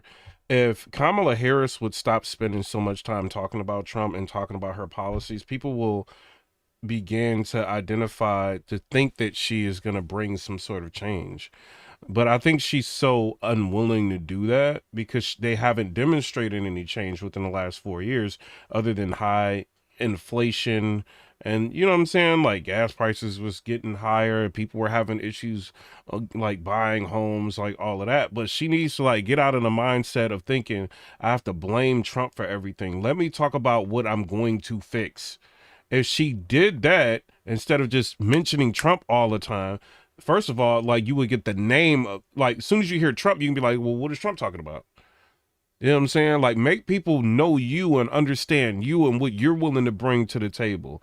You can't sit here and blame, like, even if it wasn't Trump, even if it was something, let's just say she was running up against Candace Owens or something, right? Even if she's running against Candace Owens, like, you can't sit here and blame somebody else for the way the country is if you had control of the country for 4 years. Maybe some things it's like, yo, we're still working. We fixed a whole lot of things, right? And this 4-year terms, but there's still more we need to do. Like, look, like the cost of food is lower. We ended up like making sure people aren't trying to overcharge you guys for fees or this and that and this one. Because she said like, Americans are being feed to death, like Ticketmaster, like random different fees. You park your car in a parking lot, you're getting charged fees. Like, you know, we fixed that problem. Like we made it to where the border, we shored up the border. We made sure, like, if she was like coming to the table, like, we've done all of this and see, like, now more people can afford homes. We removed this red tape from, you know, this situation, that, and she came to the table with that, like her and Joe Biden. And then people can be like, all right, you know what? We are living better under you guys. But I don't think they have, because they spent so much time going at Trump and not enough time trying to fix, you know, issues or trying to handle the administration like they should have, like with fixing the country. Like, people, like, if you want to talk about the life you lived and what it was better under, a lot of people are going to say, even if they don't like Trump, they're going to say my life was better under Trump. because they didn't have all of these hardships. So what she needs to do, since she can't really do that, she needs to talk about these are the policies we're trying to implement right now. Hammer the policies into people's minds. Yeah, okay, you got Beyonce on the podium, Usher, you got Meg Thee Stallion twerking, Quavo, you got, you know what I'm saying, like Jennifer Aniston talking about she's a Democrat. Now, all of that's going on, fine. Jennifer Lopez, fine. All right, celebrities do not live our life. If a person is allowing a celebrity to influence them on how to vote, those people have issues that they need to work out. You know what I mean? But you need to like try to not just get out there, smile and laugh. Tell people what are you going to do to change their life, because you got Michelle Obama getting on the podium and saying that I understand you guys are upset for the slow pace of change. I know you guys want to sit the election out and not vote because you're enraged. When Michelle Obama is saying that on the podium, she's not helping you. She's, if anything, she's helping Trump at that point. You know, and Trump is he has a record. He defeated ISIS. You know what I mean? Like he did. Cars didn't cost crazy amounts. Like, you know what I mean? Like he has like a long history, not a long history, but a good record as the president that he can go off of. You know, so you gotta like differentiate yourself from Trump and say, this is what I'm going to do. And this is why this will be better than anything that he's done. And then people will be like, all right, but if you're saying sound bites over and over again, we feel like you're playing with our intelligence. You know what I mean? Like, okay, we know you grew up in a middle-class neighborhood. We know that you prosecuted transnational organizations. We know that. You've said it a million times. What are you going to do for us? And I'm not saying what you're gonna do for black people. What you gonna do for, like, what are you gonna do for the country? How are you gonna end these wars? What are you gonna do about price fixing? You know what I mean? This is what we need to know, you know, and I don't think she's being effective. Yesterday. Yeah, and Crystal Lee said, a subscriber said, Kamala's argument is she's not Trump. That's all she can say. If you saw her speech, her closing argument at the Ellipse in Washington, D.C., which was attended by 75,000 people, she just did that. She landed the plane. It was about forward-looking optimism. It was about restoring rights. And she put it in the context of history, of struggle. She talked about Seneca Falls. She talked about Stonewall. And she also made a compare and contrast. I'm so glad she did it at the Ellipse in Washington, D.C., because there are stakes here. There's not just two sides. This isn't Mitt Romney. This isn't John McCain. This isn't George W. Bush. This is her versus the man who refuses to admit that he lost the 2020 election, who incited a violent insurrection, whose MAGA support. This is dangerous, like what he's doing. Like he incited it by telling people to peacefully and patriotically let your voices be heard. He's saying he incited an insurrection. There should be, I know, like Donald Trump is suing, like, you know, like a news company, like for the 60 Minutes interview of Kamala Harris. But this cannot, like, you know, like you're allowed to defame and things like that in terms of when an election is going on, like these parties. But this is ridiculous, bro. Like, y'all gotta at least bring some levity to this situation. Like Trump, there have been 2 attempts on his life already, and you're out here saying that he's inciting an insurrection when he never did that. If he would have done that, don't you think y'all didn't spend all this time giving him felonies? Y'all couldn't find anything but to go after his businesses, right? But if he did if he incited an insurrection, like, let there be like evidence of that, and y'all take him to court, and y'all couldn't do that. So why even bring it up? Like, you're lying at this point. And then y'all get these liberals out here getting into debates saying like, oh, well, he incited an insurrection. And then when somebody on the red side said, well, how does saying go and peacefully and patriotically let your voices be heard, how is that an insurrection? And then they're stumped. The blue people are stumped. They don't know what to say. And you guys are leading them into that. It's just ridiculous. Reporters took a shit in the U.S. Capitol. Yeah, and then now he wants to cuss and say all kind of stuff. But let's look at this real quick. Now you got pastors and everything coming out. What Jesus Christ made in the planet in this generation. You can say all day long, I hate Trump, and you know what? That's not going to change anything, because I'm going to tell you this, you can hate him all day long, but rest assured that if Kamala takes over, you won't have a place to hate him. You won't have a nation to hate him. You're gonna be a bought and paid for communist, bought and paid for socialist, bought and paid for Marxist, and nobody will care about your rights, and nobody care about your viewpoints, and guess what? They will tell you when you'll get pregnant, and they'll tell you whether you'll have a child. Let's look at China. They got to ask permission to get pregnant. Absolutely. You're looking at all of these other nations where this thing has traveled across the waters. This is about America being a Christian nation. Now, we may not be acting like Christians, but there are a lot of folks. But I'm gonna be real, lady. Like it should be a freedom of religion country. You can be whatever you want to be in America. Is what it should be. Church are not acting like. But she's against Kamala Harris. It's very interesting. Very, very interesting. Capital, who to this day, when asked, did he lose the election? He says no. To this day, he promotes a lie where a majority of Republican voters believe Donald Trump's lie that he won the election, that he lost. He is priming the pump for this type of hate. He has promoted neo-Nazi conspiracies against Haitians. He said he will unleash the military against United States citizens in the final 2 weeks of the election. And he's taking that out of context. This dude is dangerous, bro. He is literally dangerous. Like he said, like if people get like super out of control, like in an election, you would have to call in the National Guard. If extremists like came in and tried, that's what he said. And this dude is taking some. It's hard for Piers Morgan to kind of just run a clip but I think they should have clips ready for people like him. They want to spew this like propaganda. This is what Kamala Harris wants with X. She wants everything to be filtered through government. This is why she wants X to be taken down. Like, so these people can get up there and say anything that they want to say. This is a man who quotes Hitler saying that immigrants poison the blood. So what Kamala Harris is saying is, look, I'm going to take us forward. I'm going to restore Roe v. Wade. Who brags about overturning Roe v. Wade? We win on election Donald day. Trump. Who has died as a result of Donald Trump and Supreme Court justices overturning Roe v. Wade? Women in Georgia. They did not have access to health care. Who said the most beautiful word in the American language, English language, is tariffs? Donald Trump said that at Joe Rogan. He said whale psychologist, Hannibal Lecter. Let's do economy real quick.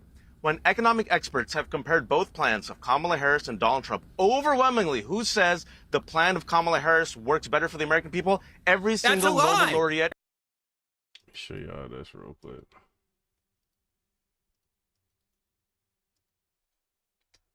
Let's be real, because no one's being real. Yeah, nobody's being real. Let's January 6th. So does Kamala. He incited violence on January 6th. President of the United States incited a violent mob to attack our nation's capital. What did Trump actually say? Again, we keep being told what he said. We keep being told he incited violence. What did Trump actually say on Jan 6th at that rally? Let's listen. I know that everyone here will soon be marching over to the Capitol building to peacefully and patriotically make your voices heard. Peacefully and patriotically march down to the Capitol. The crazy people on Jan 6th, that is not patriotic. That is delusional, and that is insane, and that is crazy. So did y'all hear it now? He said peacefully and patriotically let your voices be heard. At that rally, let's listen. I know that everyone here will soon be marching over to the Capitol building to peacefully and patriotically make your voices heard. Peacefully and patriotically march down to the Capitol. The crazy people on Jan 6th, that is not patriotic. That is delusional, and that is insane, and that is crazy. He encouraged people to walk peacefully and patriotically. And you know what's crazy about that whole thing and that the whole setup where he's speaking in DC and then everybody goes and walks to the Capitol? I was there, not Jan 6 exactly, but an event just like this 2 months prior at the White House. Here's my invite. I told y'all I'm gonna be talking on my Dear Amir Odom, please see your invitation to remarks by the president to be held at the White House on Saturday, October 10th, 2020. It was a rinse and repeat event. When I heard that he told people, when everyone was like harping about Trump told everybody to like go to the Capitol, he always does that. He did that at the event that I was at. We all walked to the Capitol and then dispersed and went back to the hotels or went out to eat or went to the club. Except for Jan 6, you had the crazy people acting a fool. We still have more to go through, but it's very clear that the media is very elusive when it comes to telling the truth. Even when So what do you guys think about that? Shout out to Jose Soto, said double tap the screen. It's interesting. Peacefully and patriotically let your voices be heard. And this guy is lying. That is Economist. Goldman Sachs Donald came out Trump, and said Donald they were taken out of context. Donald, Hold Ben, on. just Goldman hold on. Sachs Stop, came out stop, and said stop. that Just what stop. they said on the Calm campaign down. trail No, was Ben, a lie. take it down. Ben, I don't care about your other take lies. it down. I don't Ben, care about your take other it lies. down. But when you Ben, say take this it to the down. American There's people no who other are lies. suffering, Ben, just relax. Again, Let I know me you're going to finish. kick my ass, Let me yada, finish. yada, yada. People can laugh. No, I'll go back to this. It's already done. Goldman It's already Sachs done. Let me just came out finish. Let me just finish. and said that is a lie. They said that that was not what their report said. And when you insult the American people and you tell them that the economy is great right now and Bidenomics is working when it's not working Ben, and they're suffering and hurting, let me just and finish. then you say that they Let say me her finish. campaign plan is going to work better. Goldman Sachs said you're full of shit, to quote you from earlier. All right, they getting out of control. But shout out to everybody. We are trying to get this channel to 100,000 subscribers. Right now, we got 98,781, 28,235 subscribers, and I think a little bit less than 4 weeks. Shout out to everybody. We got Luke H with the $10 donation, said, I know revelations has to come to pass. I believe Kamala is for NATO. She is pushing for a one world government. Destroying our economy would be the only way we would merge to create a new world order. You said it, not me. You know what I'm saying? I'm saying that like this. You said it, not me. You know what I'm saying? I can't say stuff like that. You know what I mean? But you said it. You know what I mean? I'm not saying you're wrong at all. You know, if you get like a flood of illegals and a lot of things going on, and you might have people looking at the government like, all right, something desperately needs to be done. You see what I'm saying? We got to do something right now. Like something like, hey, we all got to get together and like something could happen. Something could happen. You know what I'm saying? But we're going to watch a little bit more of this. Hopefully they stop the bad words. Here. Okay, let me just finish real quick. So You're go on back, Goldman look at the Sachs' facts, side. look at the I'm going to finish. That's not Yeah, Nobel you guys laureates say quoted her plan Goldman is Sachs better. saying the Wait, just let economy me is better finish. under Harris. They never Give me said that. Y'all brought it up. Give me I didn't bring 15 it up. seconds. They brought it up. Give me 15 seconds. Donald Trump wants to have trade wars, tariffs. It'll increase costs for the United States. He wants to give tax cuts to the rich. He has no plan for health care, but he wants to destroy Obamacare. According to Project 2025, no real plan for Social That he has Security and nothing to do Medicare. with, but Roe okay. v. Wade, Throw he that takes... out there. Listen, he praises overturning Roe v. Wade. So, yes, everyone's paying attention, Piers. This is why she's leading in the polls, the A-plus polls. This is why I believe she will win. This is why she had 75,000 people at the Ellipse and Donald Trump had 20,000 people at Madison Square Garden. And people are paying attention to Donald Trump, who yesterday said we live in a garbage can. Okay, actually what he said, There we go. Now's your time. hang on. Can I answer What he your actually question? said, he actually didn't say that we're all living in a garbage can. He said that the situation on the border has turned America into a garbage can for the rest of the world. Very different context. He called America into a garbage can. Bingo.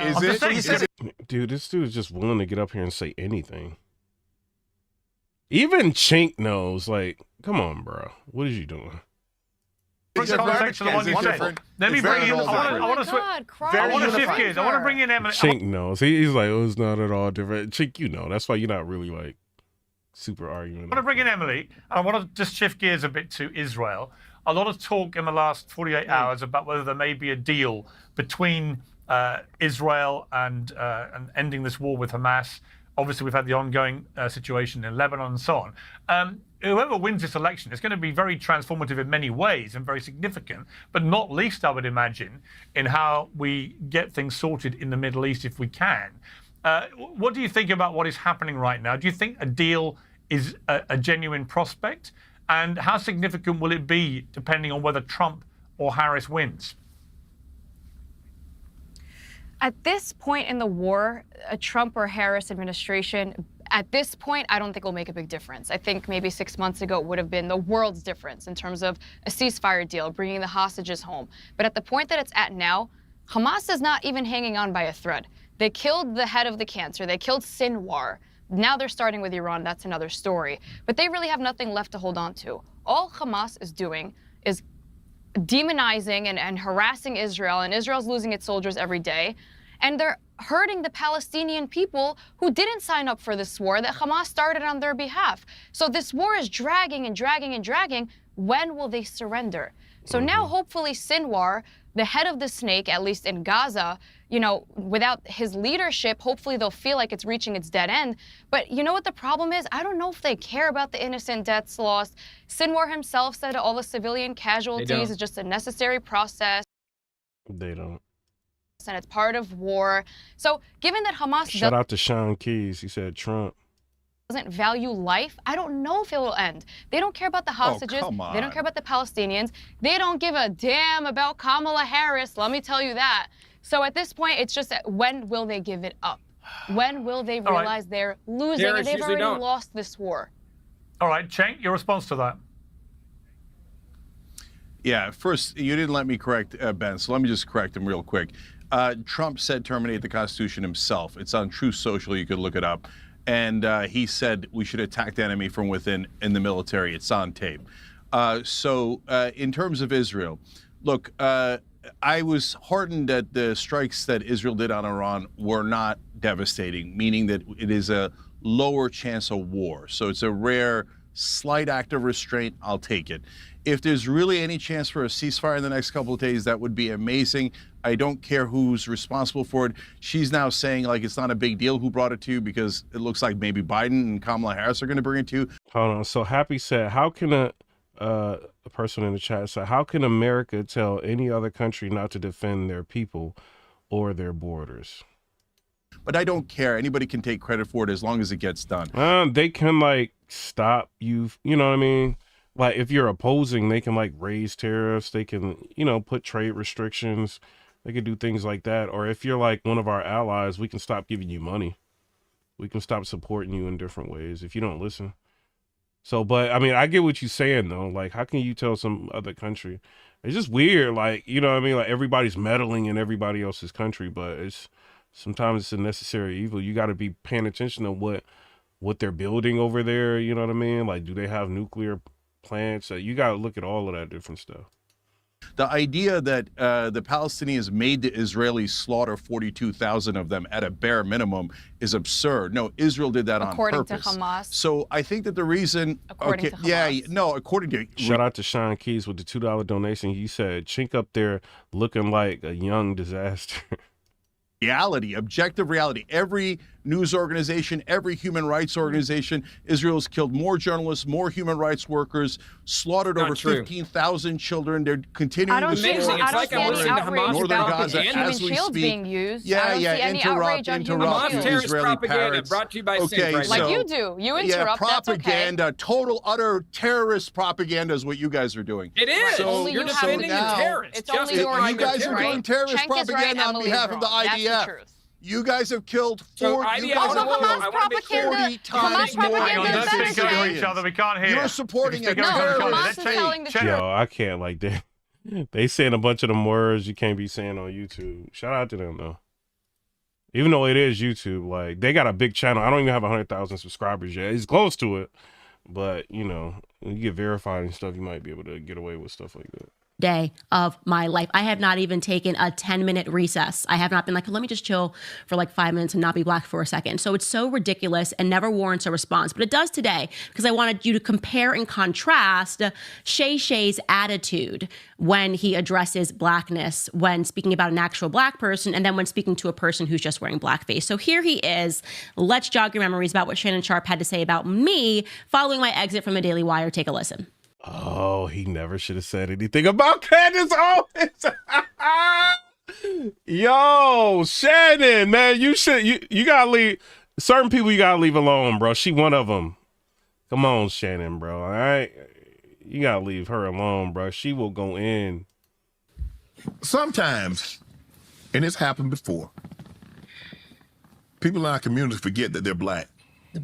And they try to appease a group of people that's probably never going to embrace them. And once they realize that, guess who's the first group to take them back? I don't know her. You know, I ain't say nobody's name, I Amanda. literally don't know her. You don't even know who I'm talking about. You done messed up, Shannon. You done messed up. She gonna be on your heels, bruh. You don't understand what you just did. Do you not see her breaking down Kamala Harris? Oh, you is next, bruh. She. No, he did not, bruh. I don't know. Look. Look at her face. Oh, she gonna get you, bruh. But she gonna get you, bruh. She is gonna get you, How Shannon. you know who I'm talking about? But we've seen this happen before. Rest his soul, O.J. Simpson. You know, he had the famous quote, "I'm O.J., I ain't black." Even Michael Jackson went through what he went through, rest his soul. Right. Even Kanye had to be reminded. And now Miss Owens, I don't want no black pilots, I don't want this, I don't want that. And now Bro, you didn't think she was gonna hear this? I gotta stop and react to it because she playing a lot of Shannon Sharp right now. It's a reaction. If I don't react to it, they're gonna pull my video down. Look, Shannon. You know what I'm saying? I ain't really got no problems with Shannon Sharp out like that. You know what I'm saying? Thug Life, I ain't got no problem. I don't like his political views, but he kind of funny. He entertaining. This ain't the problem you want, Shannon. Do he know her? Do he know who Candace Owens is? Like, this ain't her. She gonna get you, bro. we can't keep off our black media stations. When before she gave us her butt to kiss. Now, if I'm lying, if I'm speaking out of turn, people, y'all correct me. But y'all know I'm telling the truth. No, you are literally not telling the truth. Nothing you are saying makes any sense. Again, every time I've been invited to go on a black podcast, I've gone on it. But it's because of people who have your attitude and decided that people that are conservative just don't deserve a platform. And she was just on like the Breakfast Club with Charlamagne the Guy, DJ Envy, and the other hosts. And Charlamagne asking her like, "Oh, why do you got a white husband?" She was like, "I've dated like black guys." She's like, I don't put like, a race to love. She's like, actually, like, if you really want to know, like, I have an affinity and attraction to Asian guys. Like, I like Asian men. Like, those are the ones that, you know what I'm saying, I'm like really attracted to Asian men. But I've had black boyfriends and I married a white guy. So she basically like killed like Charlamagne with that. But she's not afraid to like get up there and defend herself. Bro, she didn't have like a back and forth. I think she had like a back and forth with Don Lemon, and Don Lemon tried to jam her up like, yo, what did Don Lemon say to her? He was like, "You think I'm sinning?" Cause Don Lemon, like with the dudes, like he be, you know what I'm saying? He banged dudes, you know what I'm saying? So he was talking to Candace Owens and he was like, "So you think he's like, "You think I'm sinning?" She was like, "Yes." She ain't afraid of the fire, bro. You know what I'm saying? So I don't know. Like if she invited on the platform, she gonna go. If it makes sense to her. Platform that I don't typically get invited. Like it happened totally organically. Did not happen. It had nothing to do. It happened before I left the Daily Wire. And like I said, you were dancing on my grave. And by the way, to the woman who said I don't know her, I literally have no idea who you are. I don't know your name. I should have looked it up. That would have been the correct amount of journalism to do here, but it doesn't matter because I'm focusing here on Shannon Sharp and this sort of attitude when a black person doesn't tap dance for the Democratic Party. So let's fast forward to this week or past couple of days. That is what Shannon Sharp. That is what y'all do. Now I have to stop the video to react to it because it's her video. This is her content. In order to get it to pass through YouTube, I have to react, right? That's why I'm able to use like so much footage and stuff like that because I'm reacting to it. You can't just play it all the way through just for the people that's coming in here that may not know that, right? A lot of liberals are doing that. They are shaming you. They're sneak attacks, attacking you, saying, "Oh, you just tap dance for the white." Bro, I'm experiencing that right now. You gotta understand, I got like 90-something thousand people on this channel. And I would say a good maybe 60-something people are like urban, like, you know what I'm saying, like type people. And so they don't like me talking about this at all. Like in my DMs, like they be going in, like, what's you doing? Like, why is you, like, bro, like, how did you live in Trump versus Kamala? Like, you're not about to bully me and press me into believing what you want me to. And you see them coming in here sometimes, like saying, oh, take that hat off. That's how they are. Some of them. Like, you're not about to, nah, bro, the Democratic Party does not own me. You know, y'all can't do that. Y'all can't do that. When he has on Kamala Harris, the entire community, the black community, is up in arms, recognizing that she literally plagiarized her grandparents to pretend that she was black when in fact she's Irish, Syrian, Jewish, and Indian. That is her correct genealogy. And so he has an opportunity to be the hero since you are the person that is deciding who is and is not black and when they're allowed to be black. Exactly, Tony Skrillis, is fair use. Fair use is like, you can't just upload or you'll get hit for reuse, you know what I mean? You're using somebody's content, you have to react to it. Black and how they're allowed to be black and, you know, the reason that they're acting black, whatever you're saying there, which makes absolutely no sense. You would think he would have taken the opportunity to address Kamala Harris's genealogy, her ancestry, who actually in your family is black. Instead, he gives her a platform. Listen to Kamala Harris here, because like I said, she's kind of doing the slow wipe here, trying to pretend like she never said she was black, never said she was African American. And she provides an excuse for how she's not really black, but is black on the basis of her mother's definition of community. I know that sounds crazy because it is. Take a listen. My mother, she understood that there is a community that she wanted her children to be raised in. Mm-hmm. And she was very intentional and purposeful about that. And so I always say to people, even when I took the stage as the nominee for the Democratic nomination, that, you know, there is the family that you have by birth. Okay. And there is also the family you have by love. No. And they're equally family. Yes. Right? No. And I learned that from my mother. No. So my mother, I had all these aunties and uncles. My Uncle Sherman, who was one of the first black men to graduate from Berkeley School of Law. Yo, she be cracking me up. Don't see me get petty. And she was very intentional and purposeful. I love Candace. And so I always say to people, even when I took the stage as the nominee for the Democratic nomination, that, you know, there is the family that you have by birth. Okay. And there is also the family you have by love. No. And they're equally family. Yes. Right? No. And I learned that from my mother. No. So my mother, I had all these aunties and uncles. My Uncle Sherman, who was one of the first black men to graduate from Berkeley School of Law, who, when we were young girls, sat us down and taught us how to play chess. Because Uncle Sherman said, you need to understand how the chessboard works, because that's the way the world works. They're going to be different players with different moves, and you need to see the whole board. My mother raised us around, like my Auntie Chris, who went to Howard in the 50s and pledged Alpha Kappa Alpha. And she was one of my incredible role models growing up, and that was one of the big reasons Candace is so annoyed, bruh. Shout out to her. She annoyed. She's a the world works. They're going to be different players with different moves, and you need to see the whole board.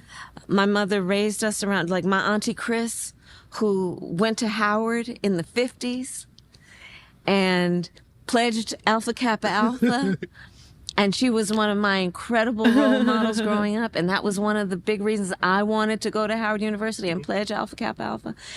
Those are some of the lessons that I've learned from my mother. And I try to also share with people.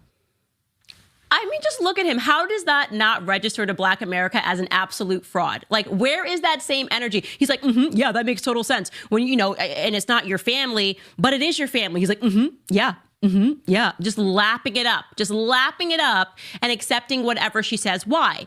because he doesn't have an original thought in his brain, and it's been mandated to him that the definition of blackness is basically enslaving yourself to the Democratic Party, even when you have someone who is quite literally wearing blackface. And for clarity, in case you are just jumping into this series, every single person that she just named there, her auntie Chris, her uncle Fred, her aunt whatever, Shelly, none of those are her actual aunts and uncles. She admitted that in her book, if you read the fine print, that they weren't her actual aunts and uncles. But that's her experience with the black community. And she's essentially saying to Shannon Sharpe, yeah, I'm going to keep blackfacing this because my mom told me it's cool. And these are my aunties and these are my uncles. And that's that. That's just how family works, except that's literally not how family works. And so I just want to say, Shannon Sharpe, if you're watching this, and I'm sure someone will cut it so you can see it, you're a disgrace for that. You really are. She gonna go in because she been like low key clipping like Eminem, because Eminem did get her right. Eminem did like a song he called. He said something like he called her clandestine. And so she been like going at Eminem like ever since. Like it'll be a video that had nothing to do with Eminem, and she'll just be like, I think Eminem is a, you know what I'm saying? Like funny, you know what I'm saying? But she'll use the H word. She'll be going in on him, and I'll be like, why is she going? And then we sat down on the channel and we was like looking at what he said about her. Eminem crazy, but she gonna be going in on Shannon Sharpe, bro. If she starts digging to try to find something on him, bro, she gonna have a whole new series on Shannon Sharpe. Like, this ain't the type of person you want a problem with, bro.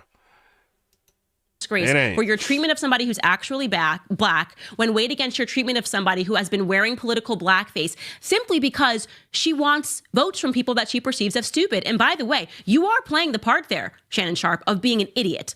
Yeah. Oh, let's talk about Candace Owens. By the way, shout out to the people when he was disrespecting me. If you go to those comments, him and the woman he's sitting across from, everybody came down on him and were just like, no.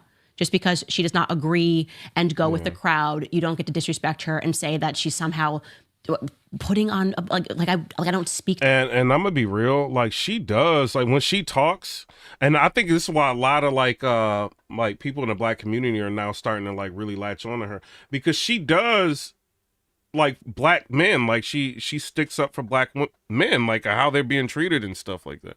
So you know, she speaks for black. I mean, she can't help who she like. I mean, I like white girls, like thug life. It is what it is. You know what I mean? Like I can't, you know what I mean? Like it's just, you know, I've had black girls, you know what I'm saying? A white girl. I like white girls. Sometimes I date white girls. It's just what it is. Like you can't really help who you like. It's what it is. To black people, absolutely ridiculous. But I had to vent about that because when I saw that clip, I was like, I know he's not really out here doing that. And yes, he actually is. So Club Shay Shay, you are Club Nay Nay in my book. You absolutely, you suck for that. And but I will say to you, because bro, what do you like? Candace Owens would smoke Kamala Harris in the debate. She would smoke her in the debate. I'm always open to having a conversation. I will have a conversation with you. You've never invited me. How could a person who never invited me onto their show make that statement? Is it not just absolutely ridiculous? Somebody in the comment section, hold on. John Wick said, I like white girls too. But don't get me wrong, like, you know what I'm saying? Like a certain one, like her. I mean, she used to date black guys. She did. But like her, like a black girl like that, I'm all on it. Anyways, moving on, because I do want to jump back into her actual genealogy, not her aunties and uncles that aren't aunts and uncles and yup, Club Shay Shay, but like the actual uncles and aunts who she never mentioned, who are very white or very Jewish. And I have just been completely confused about this Miss Christie. We've talked about her in the past, but I really want to hone in on her because I'm telling you, I was just on a spiral today going, okay, nothing is making sense. Okay, so just to remind you, obviously, Christie is the person who was the biggest inspiration in Donald Harris's life. Instantly a red flag, spoke to a relative of his. I told you that back when I spoke to one of Donald Harris. He said that's why you voting for Trump. Bro, I voted for Obama. Like, so, I mean, what are you saying? Have siblings, and they said that they had never met Miss Christie. Yo, Marvel said, I love me some white girl. And let me be real, all right? I like black, but the black girls be having attitudes. I'm sorry, y'all do. Thug life. Y'all be having y'all be having like attitudes and be wanting to be control the house. Like, no, you got to go. You ain't about to be telling me. Not all black girls like that, but a lot of y'all be like that. Like, no, I'm not doing that, bro. Like, I like a submissive woman. I don't like somebody I want to argue with, bro. I don't want a dude. I want a girl. Like, I'm not about to be arguing all the time. Like, we ain't doing that, bro. Like, that Cardi B stuff y'all doing, like, the Meg Thee Stallion, like, y'all can, Glorilla, y'all can stay doing that. You know what I'm saying? I want a girl to, I ain't got to argue with. We'll sit down, watch a movie, we have fun, we go out to eat, all that. You know what I'm saying? We can have healthy debates and stuff, but you ain't about, I don't need no man. Bye. That's what they be doing. Like, go ahead, listen to Glorilla, and you be by yourself at the theater. Like, I ain't dealing with that. Would be their grandmother. So you got one sibling who's like unbelievably close and being raised by, and the other sibling, same grandparent. Yo, I can't wait to the day Eminem and Candace Owens is in the same room. That's gonna be hilarious, man.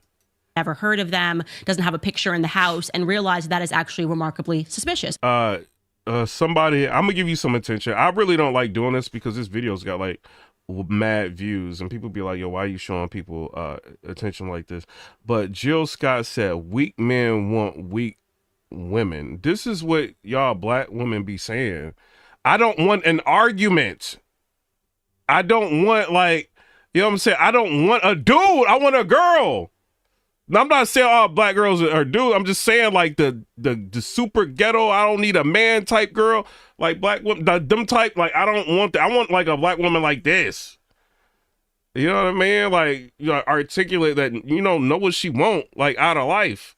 Like, I don't want to be, like, arguing with somebody. You ain't, I need this, I need that. Y'all trying to be Lotto. Shout out to Lotto. Lotto ended up posting something that I posted, so shout out to her. You ain't Thug Life. I ain't dissing you, Lotto. I'm just saying the music. You know what I mean?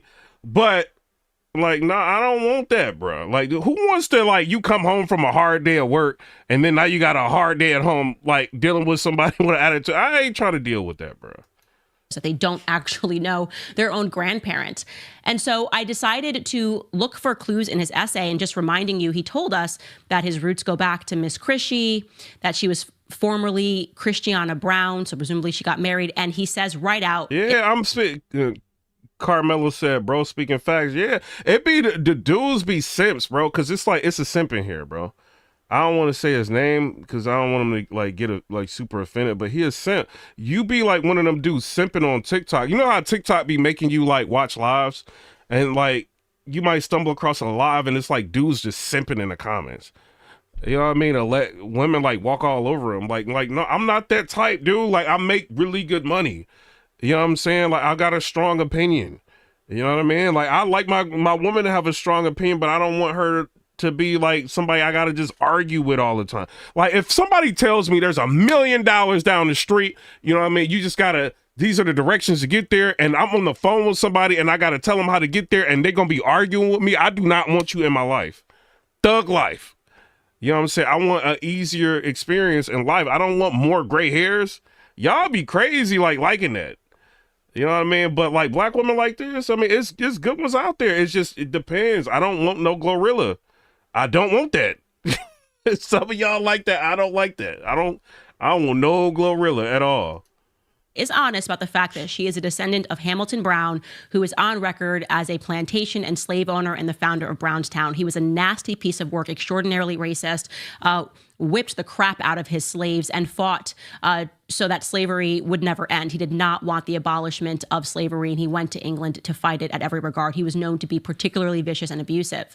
What's really interesting is that Snopes was trying, when people started realizing that she descended from slaves, and yet she's walking around talking about her being African-American, Snopes tried to write a piece in Even Kanye said, forget this, I ain't about to keep dealing with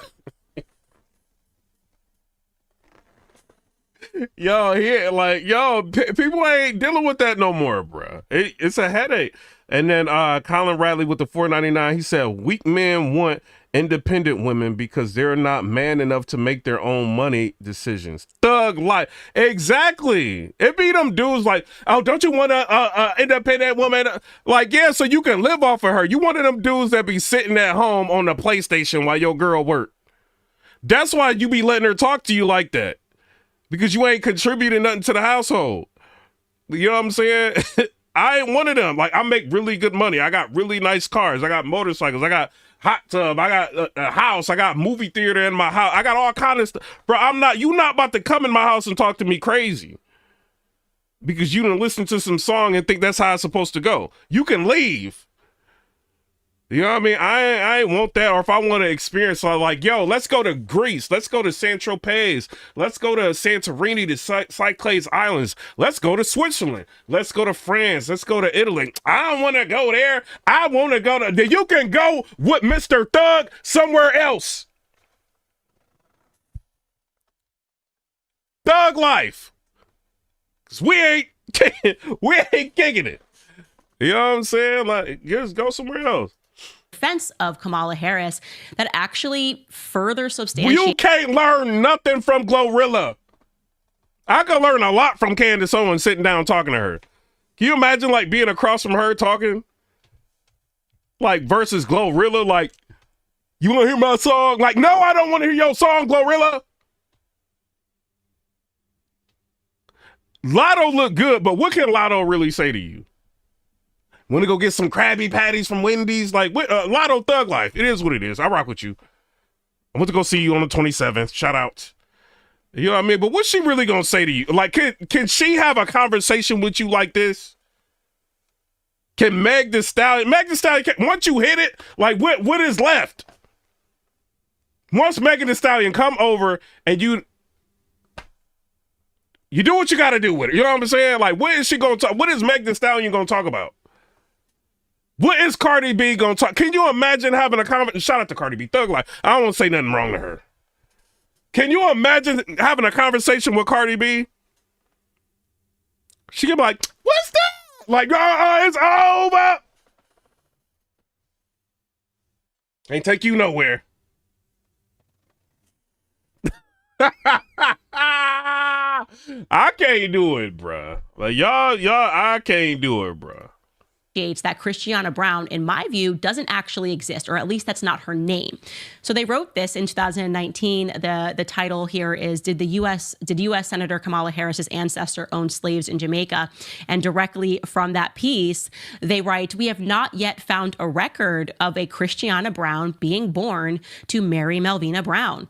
Such a record would establish a link between Donald Harris's paternal grandmother, Christiana, and the Antrim slave owner, Hamilton Brown. As a result of his absence, we are issuing a rating of unproven until such evidence emerges. So they're basically saying we can't find who she was born of. He's telling us, they're basically saying Donald Harris is a liar. Like, we can't find the record, so we're saying that it's unproven. And for whatever reason, I guess he would want the street cred of saying that his relatives, his ancestors were slave owners. No, obviously not. He's obviously telling the truth. This woman, who knows what her name is clearly descended from Hamilton Brown. And yet when we did this chart, so I want you to take a look at this. When we did this chart, first and foremost, I just want... Dude, somebody said, why you never see Candace Owens? Like, look him up. He online. Like, what? Why you want to see her husband? To let you know, there is incest guaranteed. There's no question that Hamilton Brown was both Mary Melvina's father and the person that she married. It's very strange. She either married her brother, who might have been Hamilton Brown Jr., or she married her father. That part's unclear, but there is definitively incest. Everybody has pointed that out and emailed, and I'm not going to make a big whatever about it because it's just like, okay, we're talking about the 1800s, and I don't think it's really going to make or break people voting for her. It really doesn't have anything to do with her. Yeah, and then Professor A said Candace don't like black men, and we just talked about that. I literally just said she had black boyfriends, but she prefers Asian dudes. She said it on the Breakfast Club. She literally just said it. Like, so, I mean, what are you talking about? but there's incest, no question. And what they're basically pointing out, Snopes, is that she's allegedly supposed to be. And y'all Democrat anyway, like she ain't gonna. She ain't about to rock with you. You gonna be like, yeah, Candace, let me get your number. You see my new Dodge Charger? I got a Trackhawk. I got a Hemi. I got a Hellcat. She gonna be like, okay. Like, she rich. Like, what you gonna say to her? I work. She's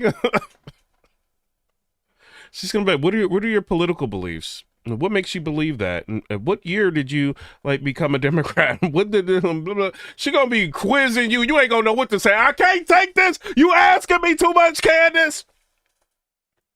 I gotta go back to school. I can't talk to you. Like, she out of your league. That's the issue. Child of Mary Melvina Brown, but they can't find that in a record. Instead, someone seems to have produced a fake birth record saying that, well, her mom's name is Mary Ann Brown, but that would not make her a descendant of Hamilton Brown. So that's problematic. If she's got a mom named Mary, it's got to be this Mary Melvina Brown. And every time we tried to look and piece her in, and this is supposed to be, again, Donald's grandmother, we cannot find this woman anywhere.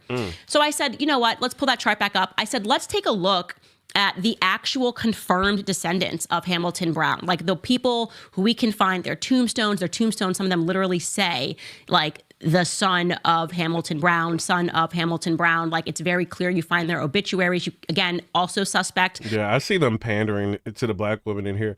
You try to get with a black girl, they gonna be like, Brokey!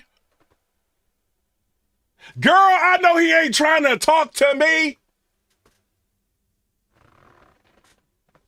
That's how they act. That we have all of these people that we can find obituaries and tombstones for, but we can't find anything about Miss Crishy, who was just this huge influence on Donald's life. Like, who is this grandma? Is he pulling the Kamala? Is he like, hey, if you feel a connection and an affinity, you could just be like, that's my grandma. That's my grandma. Which is just wild, by the way. Quick pause. Like, what are we even talking about? Like, I had close family friends. I actually was really close with a woman named Bernadette, who was like a second mom to me. Can I now run as an Irish president of the United States? This is wild. This is crazy talk. You know the crazy thing about this? Like, she's actually on normal speed and she like amped. Like, normally when people talking like this, they on like 2x speed or 1.25 speed.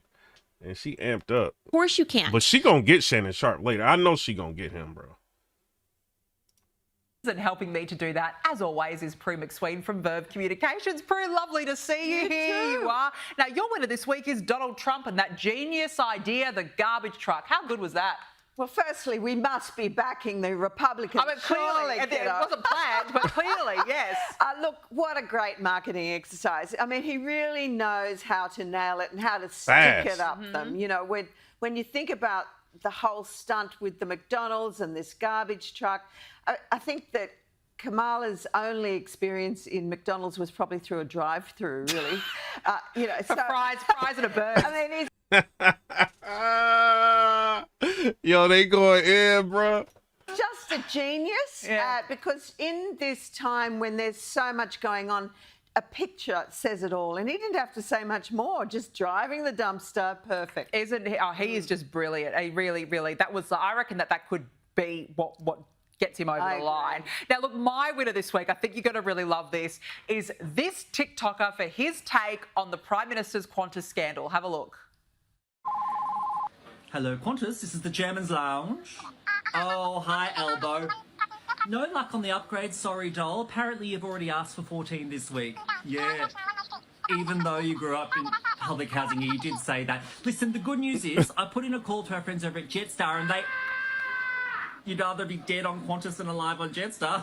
All right, keep your wig on. I just thought that was absolutely such a brilliant. He's nailed it, because it's probably how it went. Who knows? We still don't know. I mean, Prime Minister's MIA. He's not fronting up. He's in hiding. He's got into witness protection. But I just thought that was a brilliant way to summarise it. That guy is a genius. Yeah. And I think really this is how bad it is for Albo when he's now the butt of jokes. Correct. The memes came out very quickly. You know, y'all, shout out to everybody. I'm about to get off of here. We got 98,897 of y'all. Shout out to y'all you know what I'm saying, for being subscribed on this video right here. And we on a drive. We're trying to get like 100,000 subscribers on this channel. We got to get this channel verified so we can be able to play even more content. You know what I'm saying? We're going to try to do that. The video so far has 185,000 views. That's why, like, a lot of times, like, I mean, I do respond to the comments. You guys see I respond to a lot of comments.